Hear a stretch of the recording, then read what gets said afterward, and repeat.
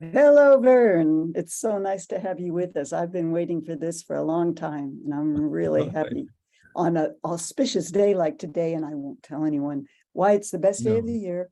I'm really happy to have you here. So I okay, have your PowerPoint presentation. You just let me know what you need when you need it. And you've got all the time you like, and great, people will write in questions in the chat, or we'll see right. just how it goes. So I'm So I'm ready when thinking, you are. okay, so here's what I'm thinking first. Maybe I can have people write their questions down just so I can get through the bulk of the talk. And then we'll definitely have Q&A and cover every question. Okay, for as long as it takes, we'll cover every question. All right. Days. Okay. Until my next birthday. Right. Exactly. So Yes. go Happy ahead and birthday to you. Happy birthday to thank you, you. by the way. I Thank you very formally want much. to say happy birthday to you. I formally want to accept. Go ahead, maybe, and tell us a bit about yourself, and then whatever you like, get started. I'm coming to you this morning from Las Vegas. I live in Las Vegas. I live in the hills of Henderson right now. Beautiful area, quiet. People think Las Vegas, but when you live in Vegas, you never go to the strip unless there's something really fun happening. But for the most part, I'm in the desert right now, and I'm very busy writing. I've been working on, started a film production company, and we have 4 scripts. They're all mine.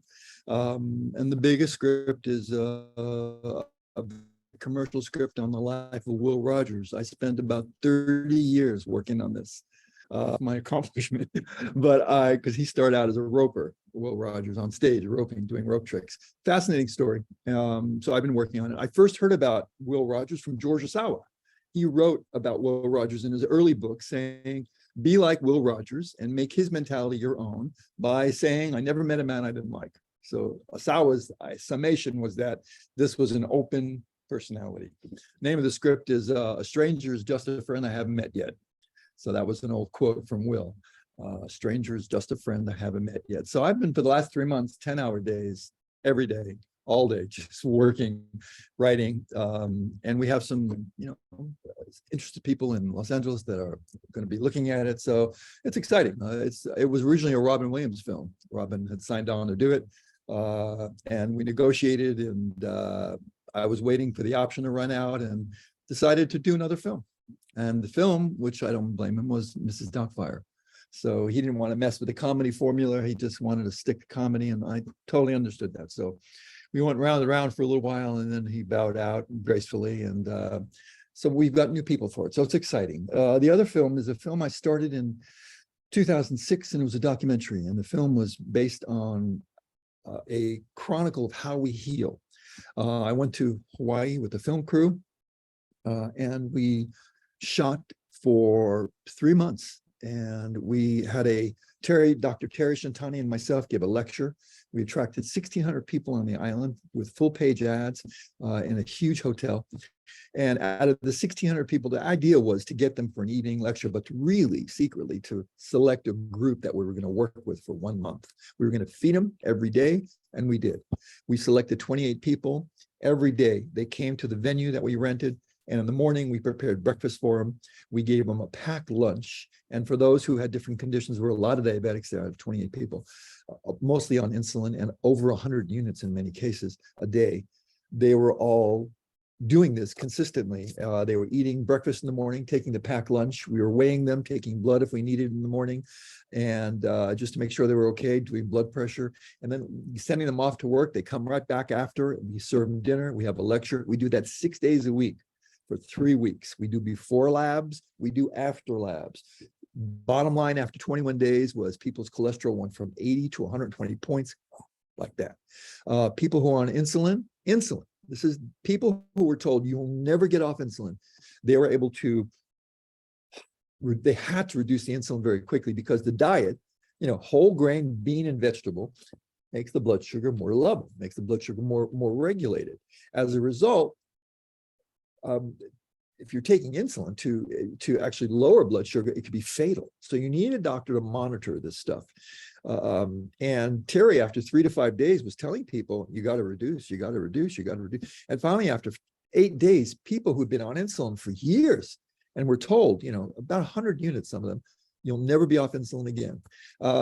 You'll always be on insulin is what they used to say. These people were able to throw away their insulin, literally stop insulin because it would have made them more sick. So they were in shock. These were traditional Hawaiian people. Verne, I'll interrupt you because I have the right of interrupting. You're talking about type 2 diabetes, I imagine. Yeah, type 2 diabetes. We had Type some 2. juvenile diabetes, type 1, which means essentially a dysfunctional pancreas. And although sometimes it's still producing a slight amount, type 1 is much more difficult. But even with type 1, change of diet and lifestyle can actually create stronger immunity, better cardiac condition. There's so many things that it can bolster for your health. So these people saw for themselves after 2 weeks, they were in shock. It was amazing. And A1C levels regulated, so many things happened. But we had problems with our crew later on, and we never finished the film. We did a great experiment for 30 days, and it was all funded. It was like $200,000 it cost us. It was pretty dramatic. So it's given me the idea of, and I'll wrap this up here, of doing a major documentary where we go to different countries, 4 or 5 different countries. And I repeat this experiment for like 4 different countries, really different. Like we go to Israel, we go to Mexico, we go to Okinawa, and we go to maybe the UK or the US. But the idea is we show different diets. And the idea is if we eat a multicultural based diet, all right, grain, bean, vegetables, etc., we can reduce those conditions and reduce inflammatory conditions. This is the biggest deal going on in terms of medicine right now. What causes inflammation? I stand at the market all the time, and I'm standing at the supermarket. I'm buying whatever I'm bought or whatever I'm buying, and I'm looking at all these impulse buy items they have, magazines, and I'm seeing a lot of magazines that have articles constantly on inflammation. And what do they say? Eat blueberries, eat strawberries, eat, it's like there are elements that will help inflammation within those. But what we forget, and this is the centerpiece of what we're going to talk about today, nutrition is a hard study because you have to distinguish the BS from the reality. And in nutrition, you have, it's called reductionism. You reduce things to the smallest part. So here's a good example, lycopene. Right? We have found that lycopene is beneficial for the prostate. So many men are taking lycopene, but the real deal is lycopene is present in tomato products. So for a lot of prostate cancer individuals, they're saying, eat tomatoes, eat tomato sauce, tomato juice, get whole tomatoes, blah, blah, blah. And what's happening is many of these people I've been speaking to are still having some joint problems. Some people are triggers or nightshade triggers. Not everybody. I think about 30 to 40% was a stat, are nightshade triggers. I know a lot about nightshades because I studied a little bit with Norman Childers. He became sort of a fan of mine from my book, Nature's Cancer Fighting Foods, which came out in 2001. Norman Childers was at that time, 101-year-old horticulturist who was still doing work on his Nightshades Foundation. And he wrote me a handwritten letter. It was really sweet. So the whole point I'm making is that, we have to be careful about nutrition. It's an important science, but it's reductionistic. So if you want to get lycopene, and you're eating a lot of tomatoes, you could be aggravating yourself with another problem. So we need a way of looking at things that's much more whole, and we're going to talk about that. The purpose of this talk today is to give you a little understanding of, looking at my notes, yes. What are some of the lessons that we've learned over the period of years? And I've made some serious mistakes, especially as a teacher, because I was advising. And my initial way of learning was to spend time with Michio Kushi. I got to Boston in 1970, and I moved into a Kushi house that we used to call them. Eventually, I had my own. We ran it, and I worked for the East West Journal. I worked for the Irwan. I did all the things that you do when you go to the community. And at some point, I realized I was done, and I just needed to get out there and start spewing it out. This is 1972, 73, and it was 73, and it wasn't, macrobiotics was popular, but there was really nobody teaching nationally, except for Michio and Herman. So I got out there and started doing seminars. I'd go to a phone company, get the directory, call health food stores in the area, say, I'm going to be in your area. I have only 1 day to spare, which was a complete lie. I need you to set up a seminar. I'll send you the flyer. I sent them the flyer. They put them out for me. And then I walked into a group. And the next time I came, it was a bigger group and a bigger group. And that's how I worked it. So, and it was interesting because I would say things that I had learned that were not backed up. So that I couldn't explain or justify or prove. And you lose credibility when you do that. So these days, when I do talk, it's mostly before medical groups. It's mostly before general public groups. And I make sure that I cite all my resources, all my research. So I'm not into energetics. I'm very practical. Energetics is important. We're going to talk about it, but I think we blow it out a little bit, and I'm going to explain some of that. So let's start with the PowerPoint. Now, if you have questions, write them down, because I welcome your questions, but let me get through this because I'm going to give you some foundation that we can go back and relate to. Coming up, here it is. Thank you. All right, so what you see here is Glenn Ford. I think this was Asphalt Jungle, a movie made in the 50s, but I loved it because he's at the board there just teaching. I felt like that so many times. I say multicultural macrobiotics because I call it multicultural. And this is based also on, if you can look at me here for a moment, my Dummies book. The Dummies book came out in 2009. And I had a problem with this Dummies book because when it came out, it had a beautiful picture that I commissioned somebody to cook some foods, and I took the pictures for it. And after the next printing, they stuck some sprouts in there, if you could see that. It looks disgusting. It's like Macrobiotics for Dummies. It's a bowl full of sprouts. And I called them right away, and I said, I read in the Riot Act, and they said, your book has to sell more for us to do the cover. So, so what does that tell you? So anyway, this idea of a talk, this idea of looking at what our mistakes, I'm not so much mistakes, it's what are the learning curves we've experienced. So let's go to the first one and give you a real overview. No. You might have lost it. If you want to go back to the side panel, it's okay if you want to add the side. Okay, hold on. Sure, I know how to do this. Zoom, view, play. Play. Oh, wait a second. Wait. Tell a joke. Oh. It might be tell a joke. It might be a view, I think. Right. Okay, I'm getting here. There we go. Or you know, if you could just go to the next slide instead of. Oh, you did want that. There we go. Perfect. All right, so this is a definition that I created about 5 years ago based on just the idea that I didn't think there was a really good definition out there, and I felt very comfortable with this. Macrobiotics is a compound word. It's adopted from Greek. It means large and life. It means having a large life, essentially. I call it a dynamic philosophy of living. And what it does is it defines itself as being a comprehensive way of life. It offers numerous principles from different cultures and ideologies, and that guide you with inspirational tools to strengthen body, mind, and spirit. So recognizing that we are composed of many bodies, physical, intellectual, emotional, creative, spiritual, macrobiotic way of life offers varied types of nourishment to sustain our collective growth. The ultimate goal, I believe, of a macrobiotic perspective is to create freedom. Freedom from fear, from sickness, from living lives of indifference strongly. So to me, being macrobiotic means just having a goal of living a large life. I got an email yesterday from a guy who said, how many macrobiotics do you think are there on the planet? And I thought, what is he smoking? It's like, you can't define somebody by what they eat. That's not macrobiotic. Because you eat a macrobiotic diet does not mean you're a macrobiotic.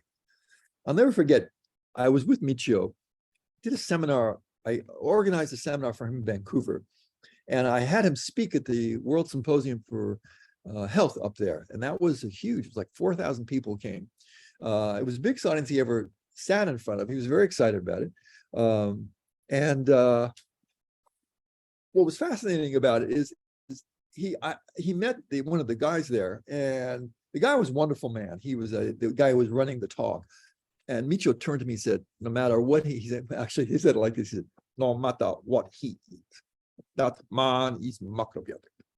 So it was great because he took it into a larger context. Let's go to the next slide. So this is my basis for the way I operate. And that was only by force of circumstance. I started out body. That was it. Body, meaning we are blood. We are blood before we are mind. That was Micho used to say, and blood nourishes the mind. Therefore, if you have mind problems, we change the blood. Doesn't work that way. However, it was a good try. Body, mind, spirit is the trinity that is put together of our health. We are always deficient on one area or another, or both areas, or all three areas, but it's always a combination. What we have to do, or what we are best to do, through introspection, is to understand what are the body symptoms of change or imbalance, what are the mind symptoms, what are the spirit symptoms, how do we nourish that? And this is what I'm asking myself whenever I counsel somebody. I'm thinking, what area does this person need more emphasis? Let's go to the next slide. So this is the 20 lessons. Let's start from this. I'm sure there are lots more lessons, but these are some basic lessons. So the first thing I want to talk about is, and I don't want to get heavily theoretical because I'd rather speak with you individually. So, through Zoom here. So let me fly through some of this. The macronutrient percentage. Macronutrient is not macrobiotic. It's in nutrition, they're called macronutrients, meaning they're basic, large, essential nutrients. That's carbohydrates, fats, and protein, all right? Here's what you really need to remember about carbohydrates. It's really important because a lot of people have forgotten this. There are two kinds of carbohydrates. There are a carbohydrate that's complex, full of many carbohydrate molecules. Think about it as a necklace where you have 2,000-3,000 different molecules of sugar all attached together. For that to be digested, each pearl, so to speak, has to come off and slowly enter the blood. So that's what happens with a complex sugar, which has many, many different molecules. They slowly elevate blood sugar. So you get a slow raise. You don't get a slow raise. A more simplified form of sugar has 1, 2, or 3 molecules. That's it. So what happens with the simple sugar when you put it in your tongue? It's in your blood. Already it's in your blood. It doesn't digest. It gets absorbed on your tongue. I had a client once, she said, I just throw up when I eat something bad. And I said, yeah, but you don't understand that. On its way down, it's getting absorbed. You're just throwing up fiber. That's why you're swollen, because of digestive juice and because of the way you're eating. So we need to understand that, this is really a big problem in Western nutrition today, because everybody who's talking about like sugar, sugar is bad for you. They're all talking about simple sugar. Now, some cancer recommendations are focusing on all carbohydrates, saying it's just sugar.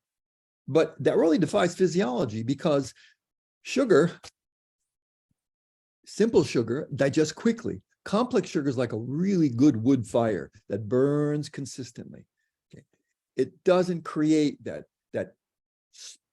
reduction of sugar that you get with a simple sugar, like 1 or 2 molecules. So we need complex sugar. We need complex carbohydrates in the form of grain. That's the biggest issue with this whole way of eating for people. It's like grain, like what? Like what cows eat? That's what they say. Yeah, we need to look at that in a much larger context. And the way you have to look at it is, if we have more complex, if you draw a little arrow going up from the carbohydrate, we have more complex carbohydrates in our diet, we won't want as much fat. We won't want as much protein. We won't need as much protein if we have more complex carbohydrates. That doesn't mean grain. That means grain, bean, and vegetable, because beans are unique. They have protein and carbohydrates in them. So this is important to understand. We need some balance factor here. If you eat a lot of, let's do the opposite. If you eat a lot of refined carbohydrates, simple sugars, you want more fat. Your fat goes up. Your needs for more protein go up. You don't feel satisfied. You're always looking for something to eat. So the CFP ratios are really important. They also create a craving cycle.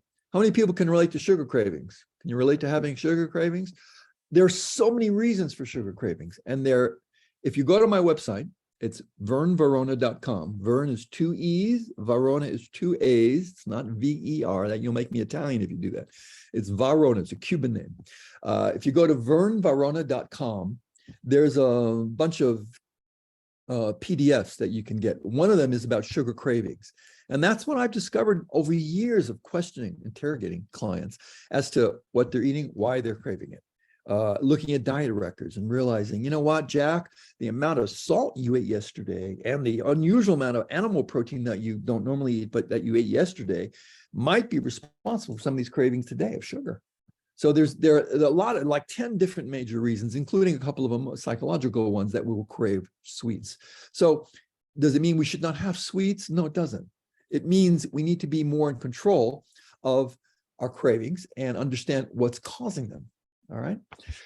Proportions differ. Let's see. Controlling inflammation. All right. So number one, carbohydrate, fat, and protein in excess. Anything in excess is going to foster inflammation.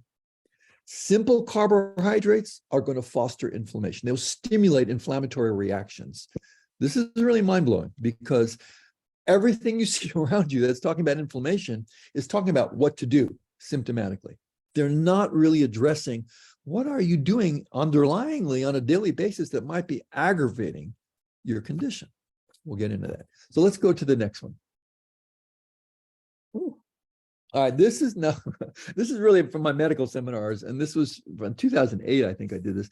And this was for the prostate research, Prostate Cancer Research Institute. And that institute is a beautiful institute. They're located in Marina del Rey. Mark Schultz, Dr. Mark Schultz is the director. He's referred clients to me for years on and off because he saw people's PSA getting lowered by dietary change. And he'd say, what are you doing? They'd say, well, I read this book. And he finally said, I got to get that book. And then he called me and he said, we need to have lunch.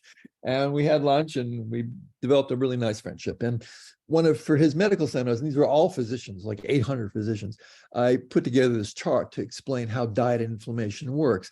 And can you make this available to people? Sure. Because just this diet particular inflammation.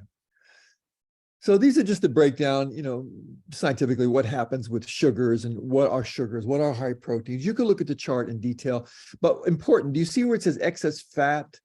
If you follow that arrow down, saturated fats will cause an excess of arachidonic acid, which is a real inflammatory agent. And what happens in that case is it can affect our cardiac condition. Other things that can happen with sugar is sugar actually will turn to fat in excess.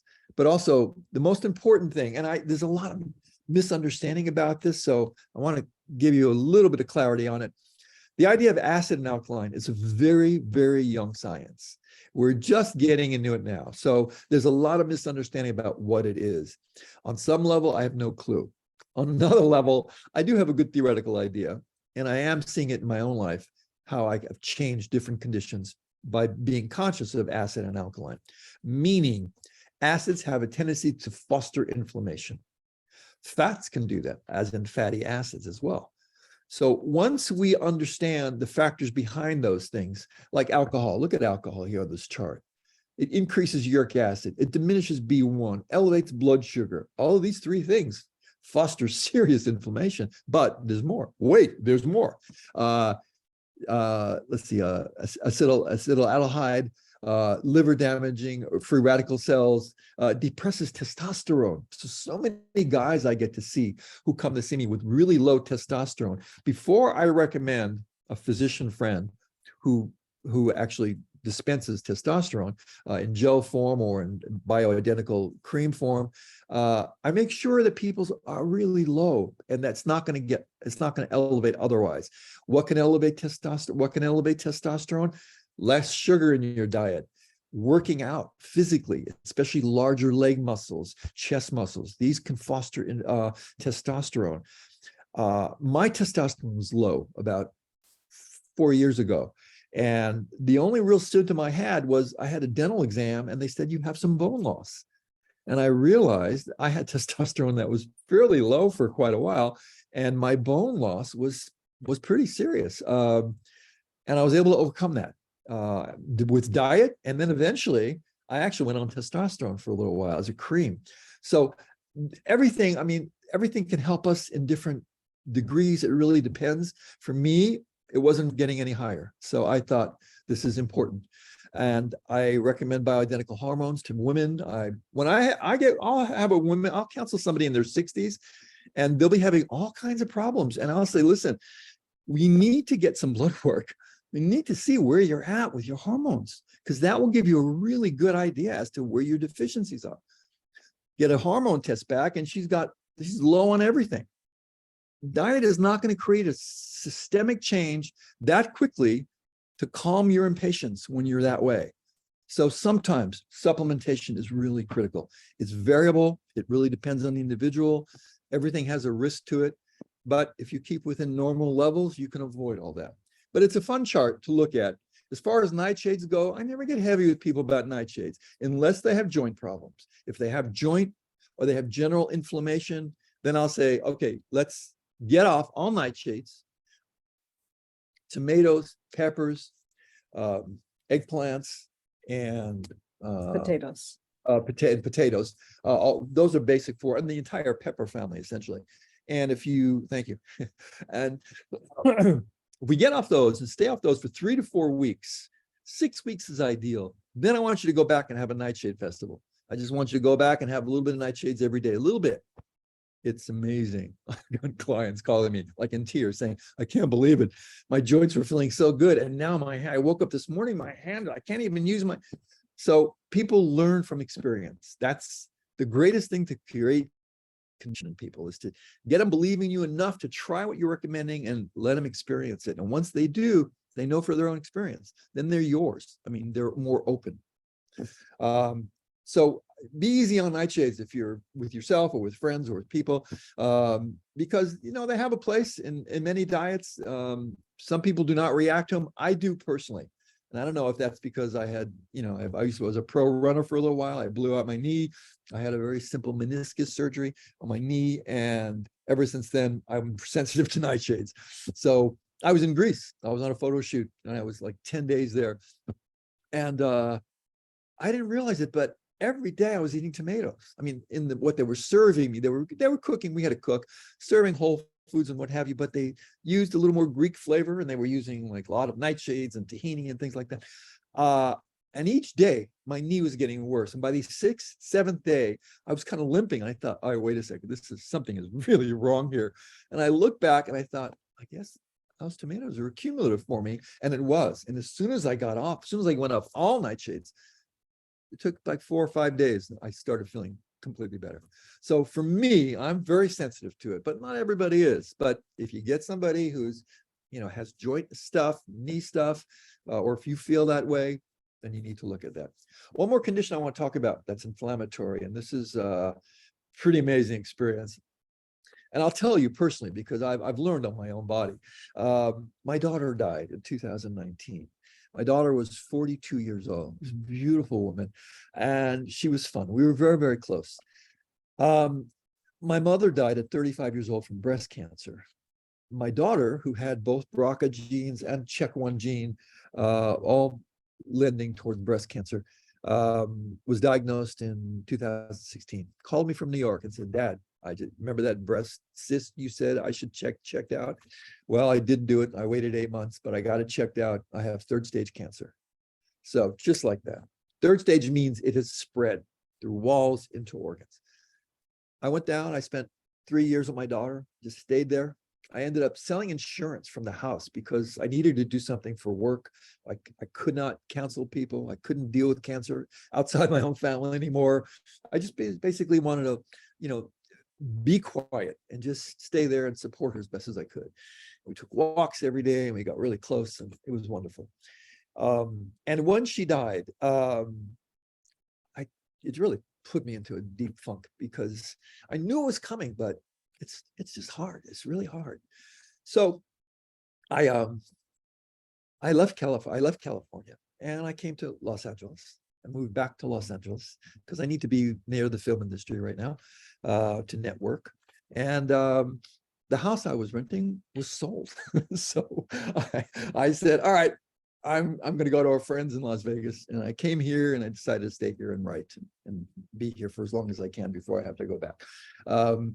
But, it was hard because I saw it reflected, my stress and my grief reflected in my dietary choices, which really were I didn't care anymore. For a little while, I just didn't care. And for like a good year and a half, I ate pasta every night. I loved oils and ate coffee, and I was just eating, I mean, somewhat destructively, but I was trying to be conscious, but I really didn't feel good. And I didn't care. I just didn't care. Finally, I had some blood work done, and I found out something fascinating. Well, before the blood work, this is what happened. I went to bed one night, I lied down, and I felt like I had an elephant sitting on my chest. And I thought, oh, this is weird. This is going to be an education. I sat up right away, and I burped a little bit. I thought, oh, that was nice. And then suddenly I was able to breathe a little more. And I stayed up till like 5 in.the morning and burped a couple of times. And I was able to sleep. So, but this happened repeatedly. So finally I go to a digestive specialist. He says, you need to wear a monitor. I said, well, how do we do that? He says, well, we do an endoscopic. We go down in we plant a little chip inside your esophagus. It dissolves off and comes out later on within 2-3 days. But that communicates with a monitor you wear for 24 hours. That will tell us what's going on in terms of digestive juice. I was excited about this. I thought this will be cool. So, because I do blood work a lot, and it's really interesting to see different changes that you can produce. So I wear this monitor. I go back to see him, and he says, you have twice the amount of digestive juice. I said, really? He said, yeah, what are you eating? And it was like when the doctor, who's not really dietarily conscious, says, what are you eating? It's really intimidating, because you think, wow, he doesn't know anything, but he's like asking me what I'm eating. So I better look at my diet. And I started making some changes. I spent 6 months sort of sleeping maybe 3 hours a night. I'd just be writing all night long. I couldn't sleep. Because what happened was, what he told me was, where the stomach closes, I still had a little gap, like a little 1 millimeter gap. And when you lie down, digestive juice creeps up the esophagus, and it absorbs into the lung and it inhibits lung function. This is called silent reflux. It's not acid reflux, although it is acidity. It's silent reflux. It's not very common, but people describe it as an elephant on your chest. I went on medication. I thought, all right, I got to deal with this symptomatically. They said, you need omeprazole, Prilosec, another word for it. So I thought, all right. And you know what? I realized I didn't care enough to research it. I just thought, it's a popular drug. I'll take it. Let's see what happens. And I felt better. And I thought, oh, this is cool. But you know what? It's not a comfortable feeling when you Band-Aid something. It's probably getting worse underlyingly. So after 2 months on it, I started getting really tired. And I had some blood work done. And my ferritin, which holds your iron, your ferritin is your iron storages, was like way down. The medication had made me anemic. And I thought, wow, this is like those stories you read where you take one drug and it causes a side effect. So you take another drug to combat that side effect, and then you need another drug, and then suddenly you're spaced out and you crash into a tree. There's actually a story like that I used to tell in seminars. So I got off of it, and I thought, all right, I need to really go back to basics and really, really change my diet. I worked out my volume issue because I was eating too much, and I've never really overeaten, but I was eating too much in terms of oil. And I was so happy to have this information. I thought, wow, when you don't have this information, you feel so out of control because you're listening to people left and right. So I was really grateful. It made me so much more grateful for the macrobiotic philosophy and Rikushi's basic premises that I learned, and Herman Ihara, who was, Herman couched everything in a way that was humble and inspiring in such a gradual way. And he was a powerful teacher for me as well. So with their input and with my own memory and my own consistency, I was able to overcome this. Got off medication real quick, changed my iron levels. I went on heme iron. That means I'm vegan. I've been vegan for many, many decades, but I was taking a heme pill, which is the animal form of iron, because the vegetarian form of iron takes months before your levels can go up. And I didn't want to deal with that. I wanted it to change now. So I took that symptomatically to change, and it changed. And then I made that transition from that to plant-based iron and to more foods that contain iron. And then I eased off of the supplements. So we need to understand what the variables are in terms of how to understand our own conditions. And that's through diagnosis. Diagnosis is helpful to understand. I'm not talking about Chinese diagnosis of understanding, this might relate to the heart and this relates to the kidneys, because that I have another argument with, and we'll get into that later. But we need to understand what are some basic symptoms. So let's go to the next page. Keep this page. This might be helpful for you to look at. Thank you. So number 2, whole grain intolerance. A lot of us do not digest grain effectively. And I've just seen, I remember I had a buddy, one of the most inspiring macrobiotic teachers I ever met. And he was really a teacher for me, as well as a brother, essentially. And we traveled teaching together. His name was Duncan Sim. Died from prostate cancer in 1999. And he used to eat plates of grain. I used to watch Duncan eat all of his grain. And I remember that. And I remember thinking, how can you digest that much food? He would try and compensate by eating volume for what he was deficient in. That never works. So that was an issue I got to look at. And I realized my volume needed to be really small. And I also believe that whole grain for many of us is really a new food. And the problem with whole grain is it's got 7 layers of bran on it, which is not a problem. It's actually a benefit because those layers of bran expand, they swell. And when they swell in the intestine, they rub against the bowel as it's up the walls of the intestine as it's going through, and they attract things like strontium-90. That's what grain will do. It'll help you attract radiation fallout to some degree. This was studies done at McGill University in the 70s. Also, grain will stimulate peristalsis of your intestines. Your intestines work like this. It's a muscle. They're muscle. There's layers of muscle around your intestines, and they do that. So it contracts. That's what peristalsis is. It contracts. So when you are sluggish, you can stimulate peristalsis. Want to see how? This is a fun thing you could do. You're going to rub your tummy. So I'm going to stand up. Can you see my tummy here? Okay, so we see your belt. you see my belt. Better, tummy? Yeah. Okay, so Tummy. We see above your belt. Okay, so ribs. Okay, abdomen, right? Nice flat abdomen.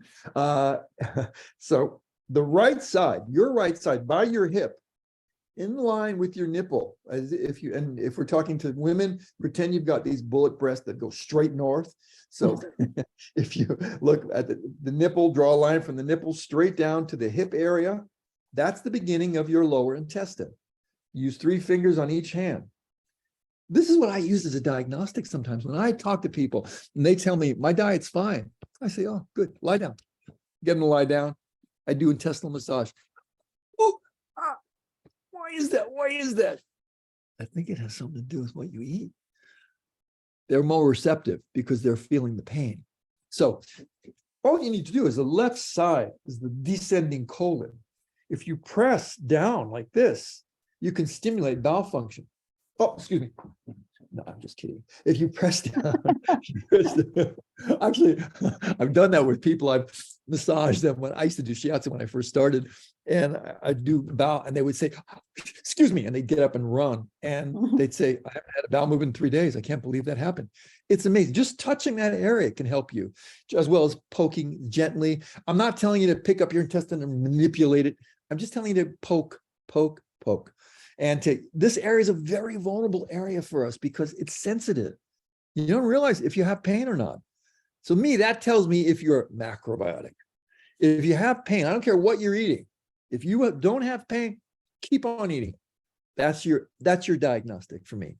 But I do think a lot of us have absorption problems with grain. And I think you see the slide, not him. Can you see me? Oh, you can't. We're getting somebody saying they cannot see me. So is that important? Okay, I'm getting messages from people. So our absorption for grain, how do we absorb grain best? I think we absorb grain best with a little bit of fermentation with our meal. It could be a little piece of umboshi. It could be a homemade pickle, a bran pickle. It could be some sauerkraut. But I think fermented food does help to digest this kind of food much more effectively, as well as chewing. Now, I wrote a chewing article in 1975 in the East West Journal. It was called Mastication. And one of the things I mentioned in there, which I still think is a really important principle, is the reason why people can't chew or don't chew is very simple, in my opinion.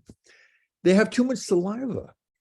How do you get too much saliva? When you start chewing, you produce saliva. So what you need to learn to do, and you'll do this with a jawbreaker, right? Remember as a kid, you'd eat these jawbreakers or these cough drop or any kind of gumball, and you'd put it in your mouth.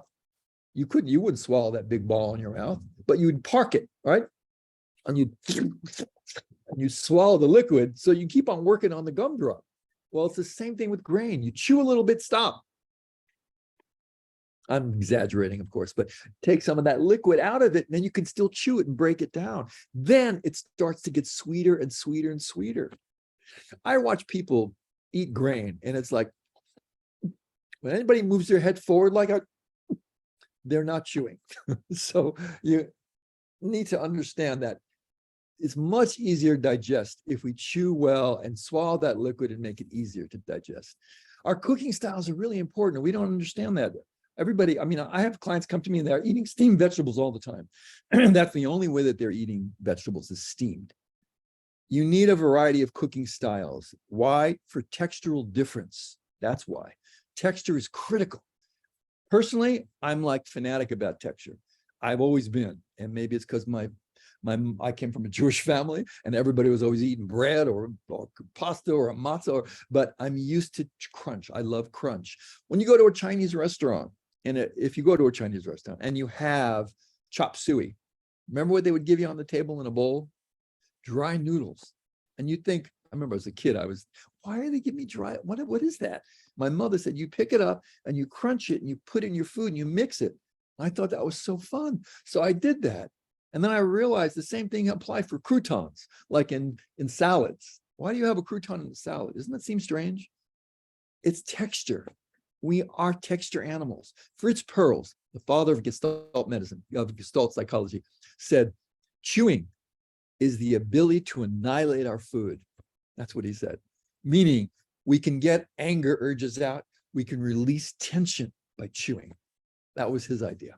And there's all kinds of interesting theories now about chewing coming out in terms of our glandular secretions and how we make food more effectively, and energetic theories. You can go crazy with it. So yes, chewing is important. I see people sometimes chewing too much. So you gotta be, just chew as much as you need to, and you'll know. Our salt use is also responsible for grain intolerance. You must cook with salt. It's really important to have salt cooked into the grain. So add the salt after the water comes to a boil, add the salt. Then if you're pressure cooking, then you put your top on. If you're boiling, same thing. As soon as it comes to a boil, then you add a pinch of salt. Supposedly, it makes it easier to absorb that salt. Yeah, the other thing, I still pressure cook my grain personally. And I do that because research I've seen has indicated that that's one of the best ways to soften the hulls of grain and make it easier to digest. So find your choice, find your tolerance, and experiment with a little bit of that. So grain intolerance is something, which means essentially less grain, a little less grain. How much? I don't know how much, maybe 20%, 25% of your diet. I would say about maximum would be a third of your diet, in my opinion. So let's go to the next slide. Do you pressure cook year round? Do I what? Pressure cook year round, all year? All round. Yeah, I pressure cook all year round. Yeah. My eating is more for medical, is more for medicine. If you're, because I'm always experimenting on myself. So, I'm always trying to determine something by my own experience. If you're just eating for pleasure, make it flexible. But I don't pressure cook every day. I pressure cook maybe once, twice a week. And I only pressure cook rice, essentially, sometimes I'll make soups like that. Sodium excess is a real big issue here. We need salt, but we need to take salt that's cooked into our food, moderate amounts. I see nothing but problems coming from salt. I see a lot of kidney stones as a result of too much salt consumption, because it creates a constriction, and it fosters, because of what it does to blood sugar, it'll foster stone growth.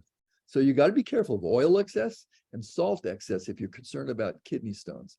Also, sodium, excessive amounts of sodium is going to make you crave sweet and fluid. And if you look at fluid recommendations, whenever they're still saying 8 glasses a day sometimes, but a lot of myth-busting information has come out saying, don't even think about drinking 8 glasses of water a day. I just tell people, don't think about it. Drink as your thirst dictates. You might need more. If you're more active, then you have to remember, I need a little more fluid. But this idea of Asawa once said in one of his books, I think it was Philosophy of the Far East, he was talking about the Angora rabbit, how the rabbit virtually doesn't drink liquid and doesn't get diseases or something of that nature. And I remember thinking it was a weird comparison, but we're not rabbits. We definitely need more fluid. And I think macrobiotic people in particular need more fluid. If you're eating a regular Western diet of animal protein, which has salt in the tissue, of sugar, all those things warrant more liquid. You crave more liquid because liquid will help neutralize too much salt. If you have too much sugar consumption, regular water will help neutralize some of that and diminish and dilute some of that stuff. So it doesn't affect you as much. So, how much should we drink? I don't know how much we should drink. We drink as your thirst dictates, and you might need a little more, but you definitely need more than you're drinking, probably in most cases, if you're considering yourself macrobiotic. And I think a half a cup of tea minimum after every meal is important, because hot liquid, like Mitro used to say, is the most yin part of the meal, meaning it's functionally the end of a meal when you have a hot liquid. And what it does often is it stops your appetite. It sort of signals this is the end of that meal, even if it's just a sip of liquid.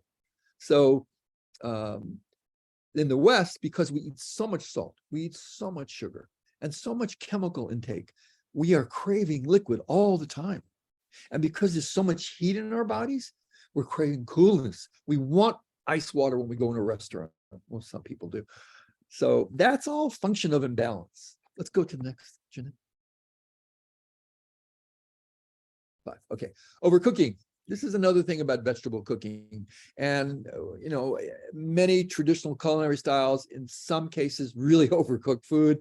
I think we need to cook a little less. So my recommendation is have a little bit of raw or slightly cooked raw in your diet, or just cook a little less in terms of steaming vegetables or water frying or saute, whatever you might be doing. Just minimize so that you can still get your teeth through it, but it doesn't have to become a real chewing issue.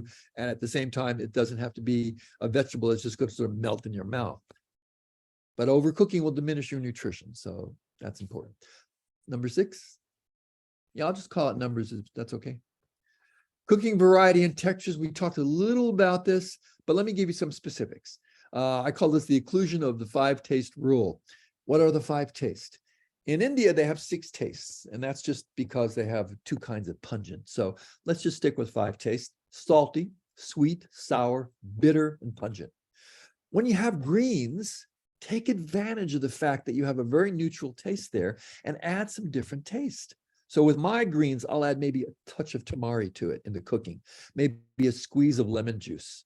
So I get a sour taste, I get a sweet taste from the greens. Well, actually, the greens I bought last night were baby bok choy. I love baby bok. I generally try not to eat vegetables that have the word baby in front of them, but I make an exception for bok choy. So I like bok choy, baby bok choy. It's very sweet. So that, and I had a little shot of lemon on it and a little bit of soy sauce on it, and it creates a greater sense of variety in your taste, and it's more satisfying. Very often you won't be satisfied with what you eat because you're not getting a variety of taste or textures. What are textures? Watery, like soup is a texture. Then there's firm, there's crunchy, crackers, chips, roasted foods. There's creamy. Creamy is like a psychological taste. We crave creamy when we feel overwhelmed, when we feel emotionally battered. We want to just eat little baby food. That's how we feel. And so chewy, like breads, grains, these are different textures. The more variety of textures, the more satisfied you'll find that will be with eating this way. And then varied cooking styles. Don't just do one style of cooking. Create a variety of styles. Steaming, water frying, raw, oil saute, quick boil. I don't eat tempura though. I don't eat tempura because the tempura to me is just a way to get a lot of oil, and it's not something personally I need. So I tend to shy away from that. 7, vegan diet. There's a problem with the vegan diet, a real problem. And the problem is, if you don't understand the principle of yin and yang, or if you don't understand the principle of balance, let's talk about balance. Vegan diet can be dangerous. Why? You get very sensitive eating a vegan diet.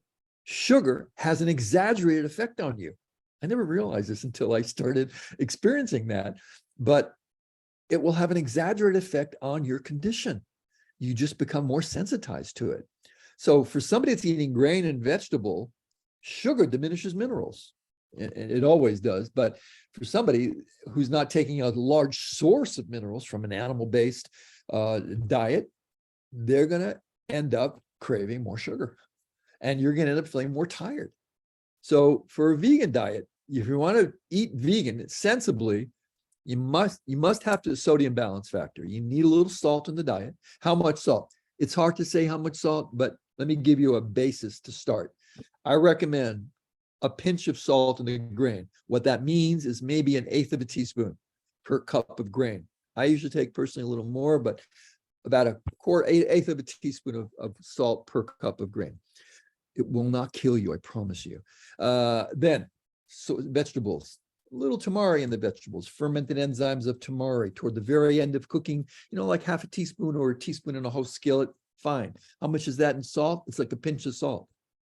I like to use miso. I still use miso. I use miso maybe 3 or 4 times a week. I like the darker misos because they usually indicate there's a stronger fermenting time for darker misos, and they're usually older. And they're more healing in that regard. But I also like the light misos, like the chickpea miso and yellow miso, white miso. But I think miso is an important food. And the older the miso, the more healing it is. So that's just something to remember. That's also been my experience. I support vegan diet. I eat that way myself. I just like to emphasize that whether or not you should eat a vegan diet is really based on your condition and how you can heal. And that's something that has to be determined with some support. Let's go to number 8. Lack of physical exercise. Oh, this is a big issue for me because I'm very active and I've always been active. And there was a period of time during my grief where I wasn't active at all. And after my daughter died, I didn't want to do anything. I walk a little bit, but you drive me. That's what I wanted. And I saw it affect my condition. Bought a mountain bike and got out there and started biking every single day. Realized I was doing it too much.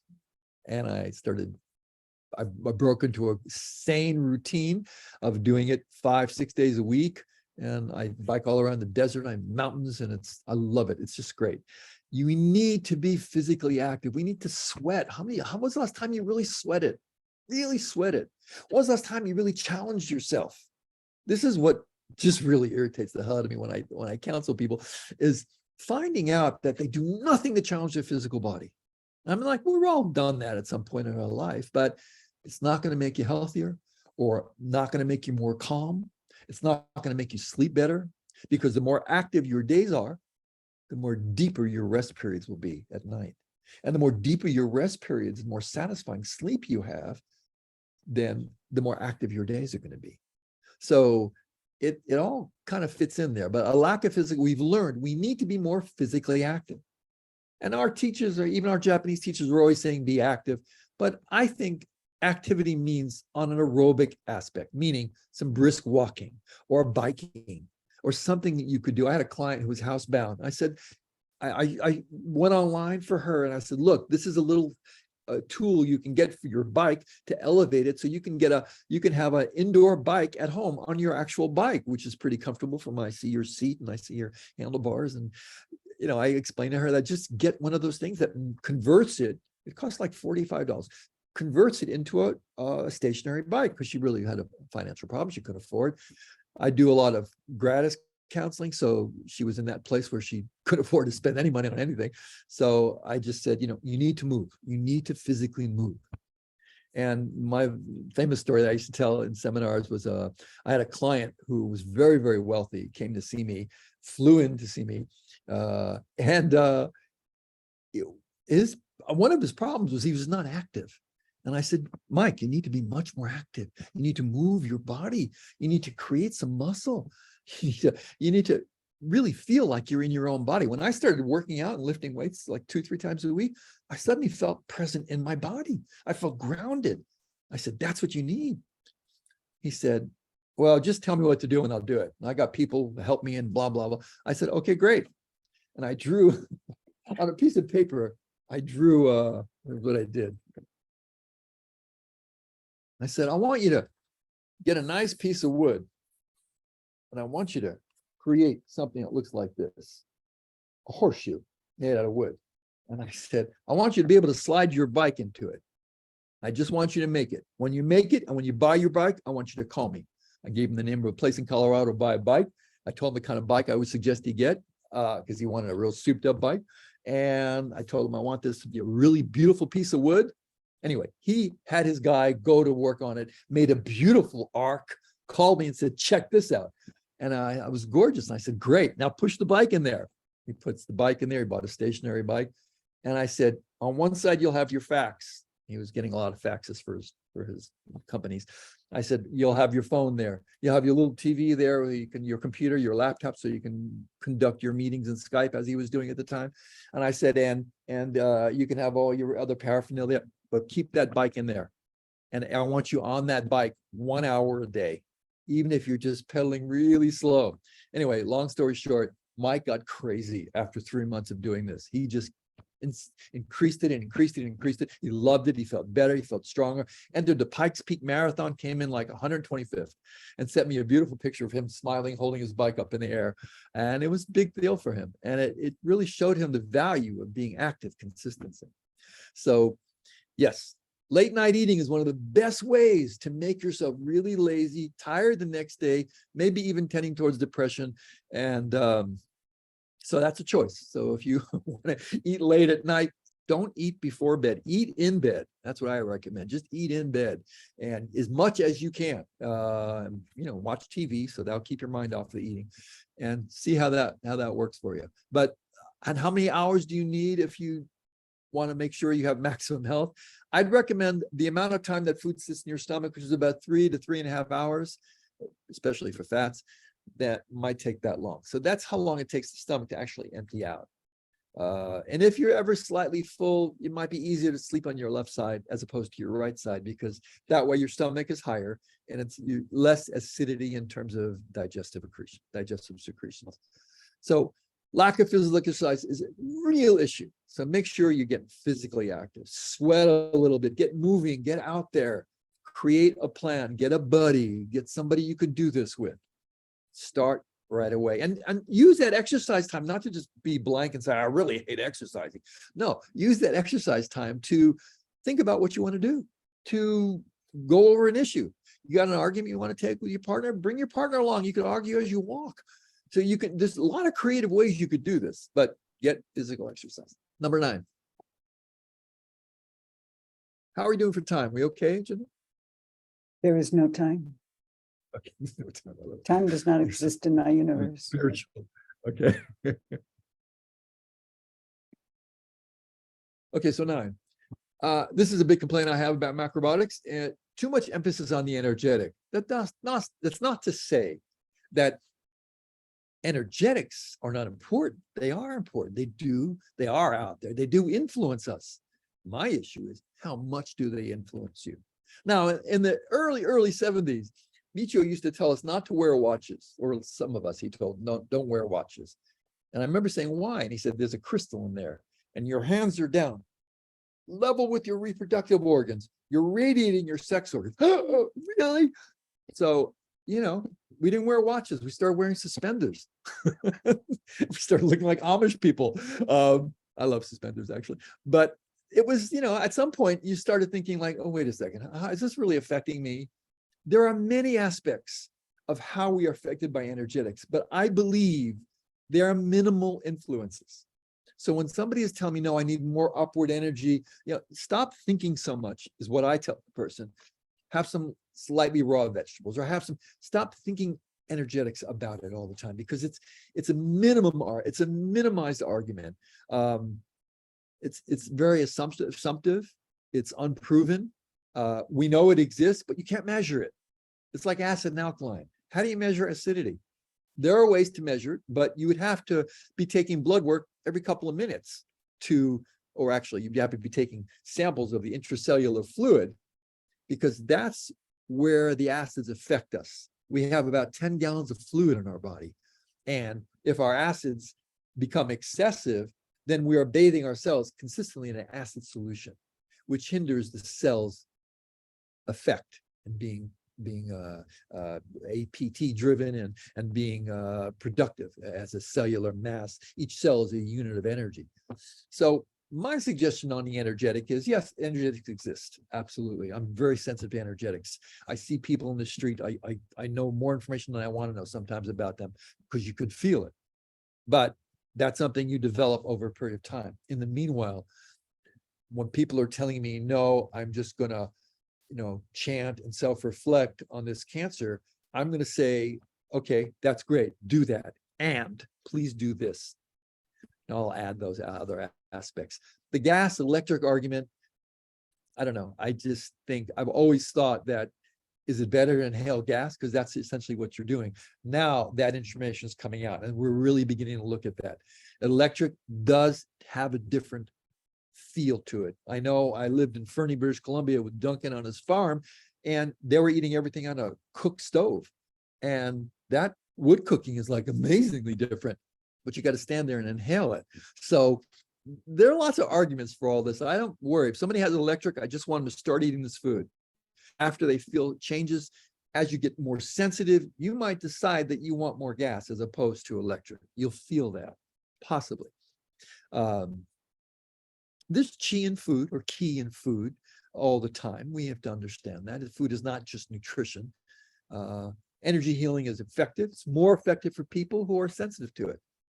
So therefore, if people are eating more whole foods, they're going to be more sensitive to that kind of energy. Let's go to number 10. I think the counseling style really needs to change. The so-called macrobiotic counseling style needs to change. I've thought this for years, and that's kind of why I've always been on the fringes and slightly alienated from the community, because I had a different style of counseling.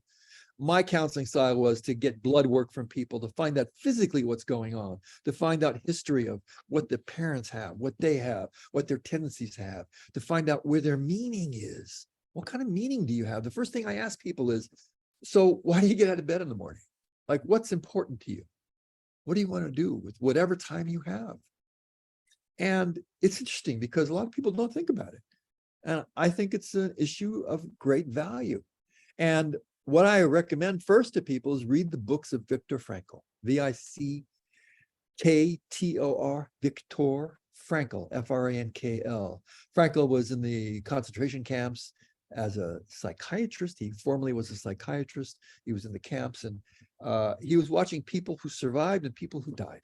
And he noticed that the people who survived, the bulk of the people that he was able to become friendly with, they had survived, he conjectured, based on the fact that they had something that was driving them to survive.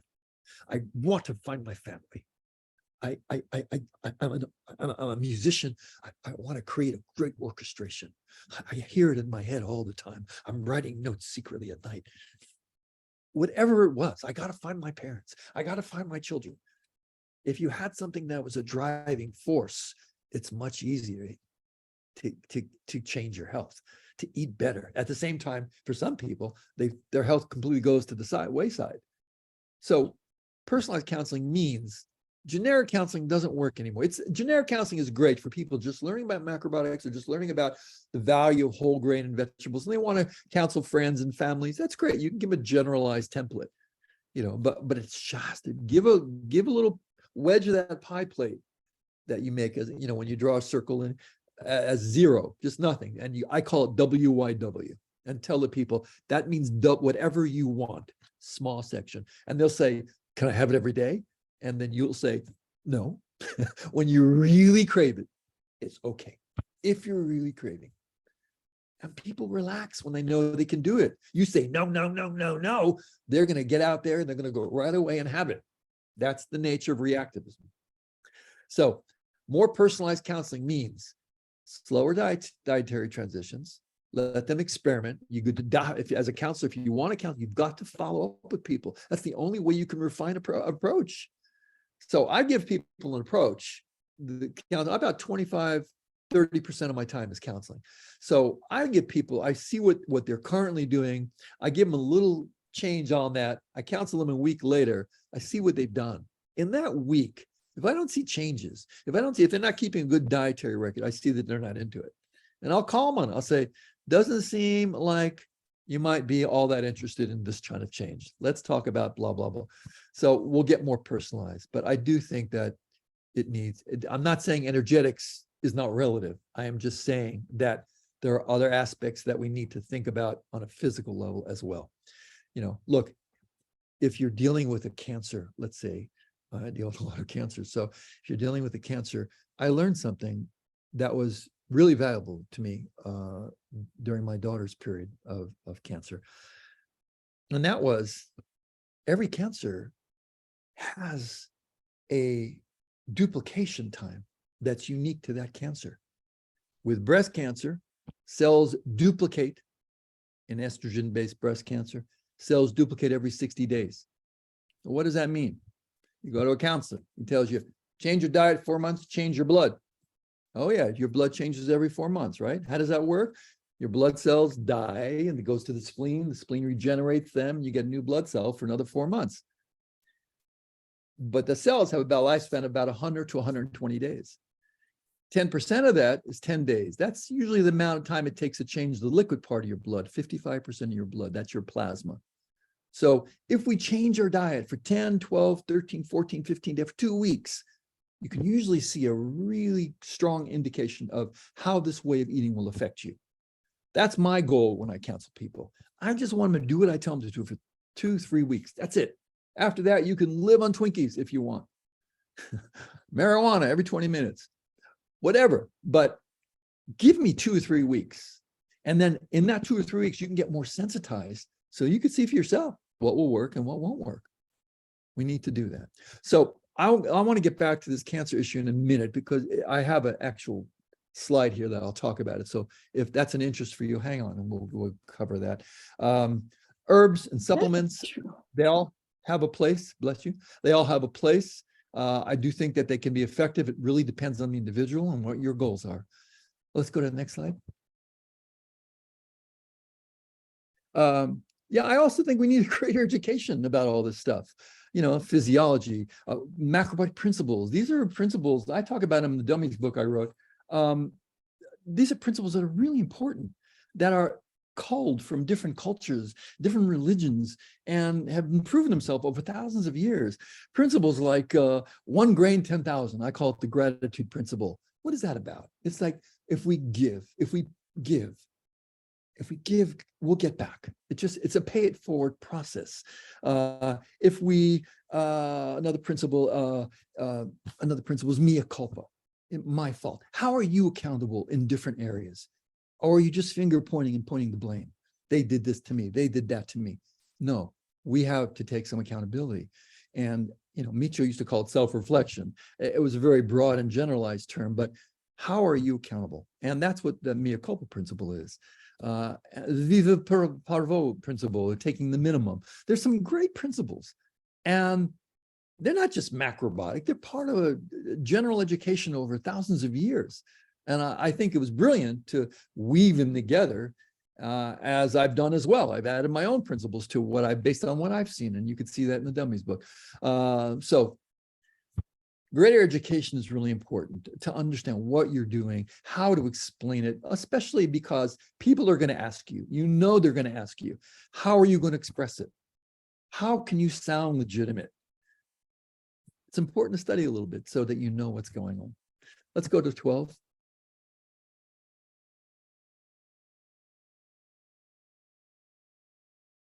Oh, 12. Thank you. Experiment on self. Yes, self-experimentation is the most fun. I love the word fear because there's so many different things it could mean. False evidence appearing real. The old story about the guy that goes to sleep and he wakes up in the middle of the night. He's got a coiled rope on the floor, but he thinks it's a snake and he does a heart attack and he dies. That was false evidence appearing real. Fear can also mean forget everything and run. So that's another way of dealing with it. But facing your fears means really thinking and running out in your mind. What's the worst thing that can happen here? All right. And if that happened, what would I do? When you go to that place, there's a sense of relaxation in you. You feel a sense of relief because you don't have to have this annoying feeling in your head of like, what if, because you've already covered, if that would happen, this is what I would do. So facing your fears means running them out to the most extreme you can in your mind to see that they usually don't have a strong basis. Let's go to 13. Emotional self-reflection expression. You know, this is what really changed my life in the beginning of the, well, actually in the early 80s. I married a therapist and I started doing seminars, and seminars where I had to talk about my feelings, and like, I was not used to this. She's not, my feelings are my own. I'm not going to express it. But I learned that it was important to express feelings. Feelings when you feel separate. Not every day, a broadcasting, I'm feeling right now. I'm not that sort of thing. But if you have a feeling of separation, to talk about that at that moment.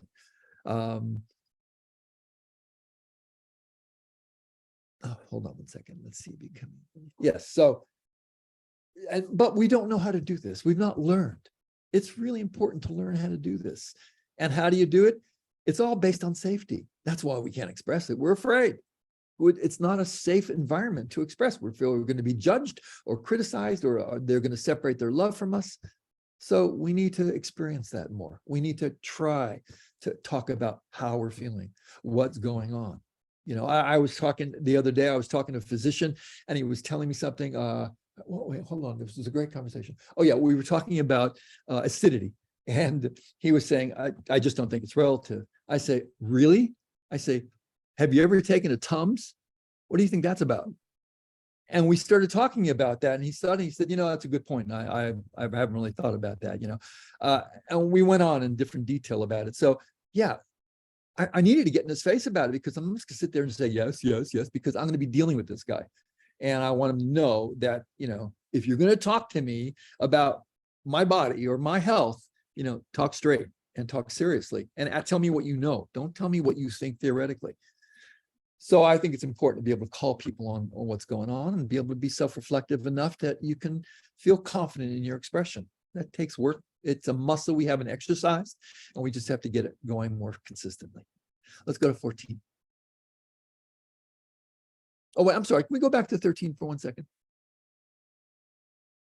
Okay. These pyramids of emotions, anger, sadness, fear, remorse, love, I like to put that in sort of a pyramid form, where you see anger at the top, then sadness, then fear. These are levels we often have to go through, really get to the love. Anger is not, in my opinion, really an emotion. It's a condition of tightness. It's a condition of aged hurt. That's what we call it, aged hurt. So anger comes out, but underneath anger often is sadness. And beneath sadness very often is fear. And beneath fear is remorse. One of the ways to begin to heal is remorse, and then love, meaning to really express how we're feeling. This became popularized by Barbara DeAngelis and John Gray years ago in a book that they wrote about the levels of emotion. I think it was called, I forgot the name of the book. How to Make Love Work All the Time, I think it was called. But there are valid levels of feelings. And when I counsel somebody, I'm always conscious of that, because if they're feeling sad, then I'm going to meet them on that level and listen to them and understand that, you know, I got to be compassionate, because this is how they view things right now. Their viewing is through that prism. And we have to have more compassion for people, because everybody's having a hard time. We're all going through our stuff, and it doesn't end. It's constant. Let's go to 14. Okay, so understanding controlling blood sugar. This is like nutrition 101, how your body works. Your blood sugar is lower, you're going to have a hormonal bandwagon going crazy in your body. If your blood sugar is high, same thing. It's fun to have high and low blood sugar. because it's extreme. It's great for drama, but it's not good for health. It's not good for mental clarity. And it's not good for really being motivated. So understanding controlling blood sugar means to probably eat more frequently in some cases, not to go too long without eating. Sometimes we can go long periods without eating. I don't have a problem doing it, but I've met clients that have 3-4 hour levels where they have to get sustenance. So you have to pay attention to that. But controlling blood sugar means to make sure that you're eating complex sugars as opposed to simple sugars, because that ultimately is the way that you can control blood sugar and make it more regulated. Go to 15. I could spend a whole lecture on this, but I'm not. But this is the high sugar blood sugar wave. When it's high, you're feeling positive, you're feeling happy. When it's low, you're feeling really negative. If you look at the modern diet, for one moment, look at the modern diet. If we look at the high blood sugar wave, look at the first where it says low blood sugar and you see the arrow there. Let's presume that's 8 o'clock in the morning. And Joe Teamster has a donut and a cup of coffee to get out the house to get to work. Sugar level soars. And he's great for about 2 hours. What time is it now? It's 10 o'clock. What happens on the workforce at 10 o'clock? Everybody shuts down and they go to get a stimulant, sugar, coffee, whatever. And then they're okay for how long? About 2 hours, 3 hours. What happens then? Lunch. Oh, thank God it's lunch. And they have their lunch. And they're okay for another 2 hours. What happens then? Break time. So, and when they have a break, more junk. And then they're okay for another 2 or 3 hours, low blood sugar at the very end there. What happens then? They get off work. They go to the bar. They need to get happy. How do you get happy? Happy hour. You have a concentration or distillation of sugar in the form of an ester called alcohol. And what does that do? Yes, it raises it. So we're on this path all day long like this. That's hard on everything. It's hard on your adrenal glands. It's hard on a high blood sugar. It's hard on your adrenal glands. Low blood sugar. It's hard on your pancreas. So consistently it affects you, and it affects you emotionally, dramatically. So we want to get a more regulated wave. The wave like this is boring. Forget that. You need a little play. That's fine. But be careful of your wave, because as it gets too high and too low, you become less in control of your health. Next window. On one level, spiritually speaking, I think gratitude is a problem underlying almost everything. And underlying that is memory. We need to change our perspective. There's a funny story I once heard when I was in UAE. I was teaching in Dubai, and the man told me, of course, he was talking in terms of Arabs there, and he said, there's an accident on the San Francisco Bridge, and these two cars bang each other. And the guy gets out. He says, "You son of a, you saw me." And the guy says, "Yeah, well, you can go to blah, blah." And they start screaming at each other, spewing obscenities into the wind, blaming each other for the accident. But meanwhile, 6,000 miles in the Saudi desert, two sheiks brush fenders with their Rolls Royces, and they stop. And they get out, they look at the damage, they look at each other, they come close to each other. And one says to the other, "Isn't it great that the Almighty has chosen for us to meet like this?" That's all perspective. That's all perspective, how you see it. Whenever somebody says something to me about anything, I'm hearing their perspective. On some level, I need to respect that, because that's either based on their theory or that's based on their experience. It might not apply to me, but I still need to give that perspective in my listening. The 1 grain, 10,000 principle speaks for itself. The meaning of thank you or namaste. I love these words because they're beautiful words that indicate gratitude, and it's a reminder of gratitude. I met Byron Katie, who's a wonderful philosopher for years, and a friend of mine used to travel with her, so I spent some time with her when they were traveling. She told a great story.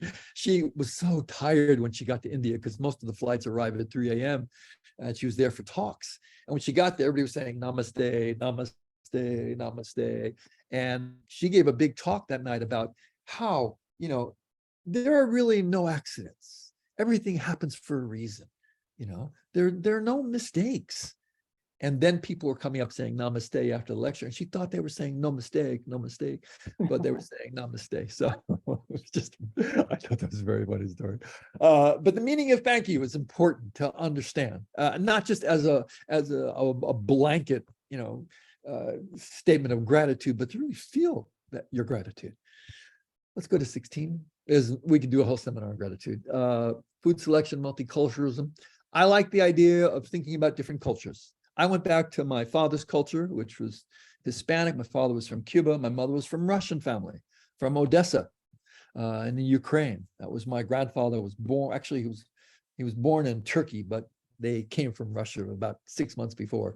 So we had two flavors in my culturalism, which was, fried bananas and buckwheat, I guess, or something like that. But the idea was to understand what is on a cellular level part of our culture. I call it respectful adaptation. So I think that this way of eating is really based on multiculturalism.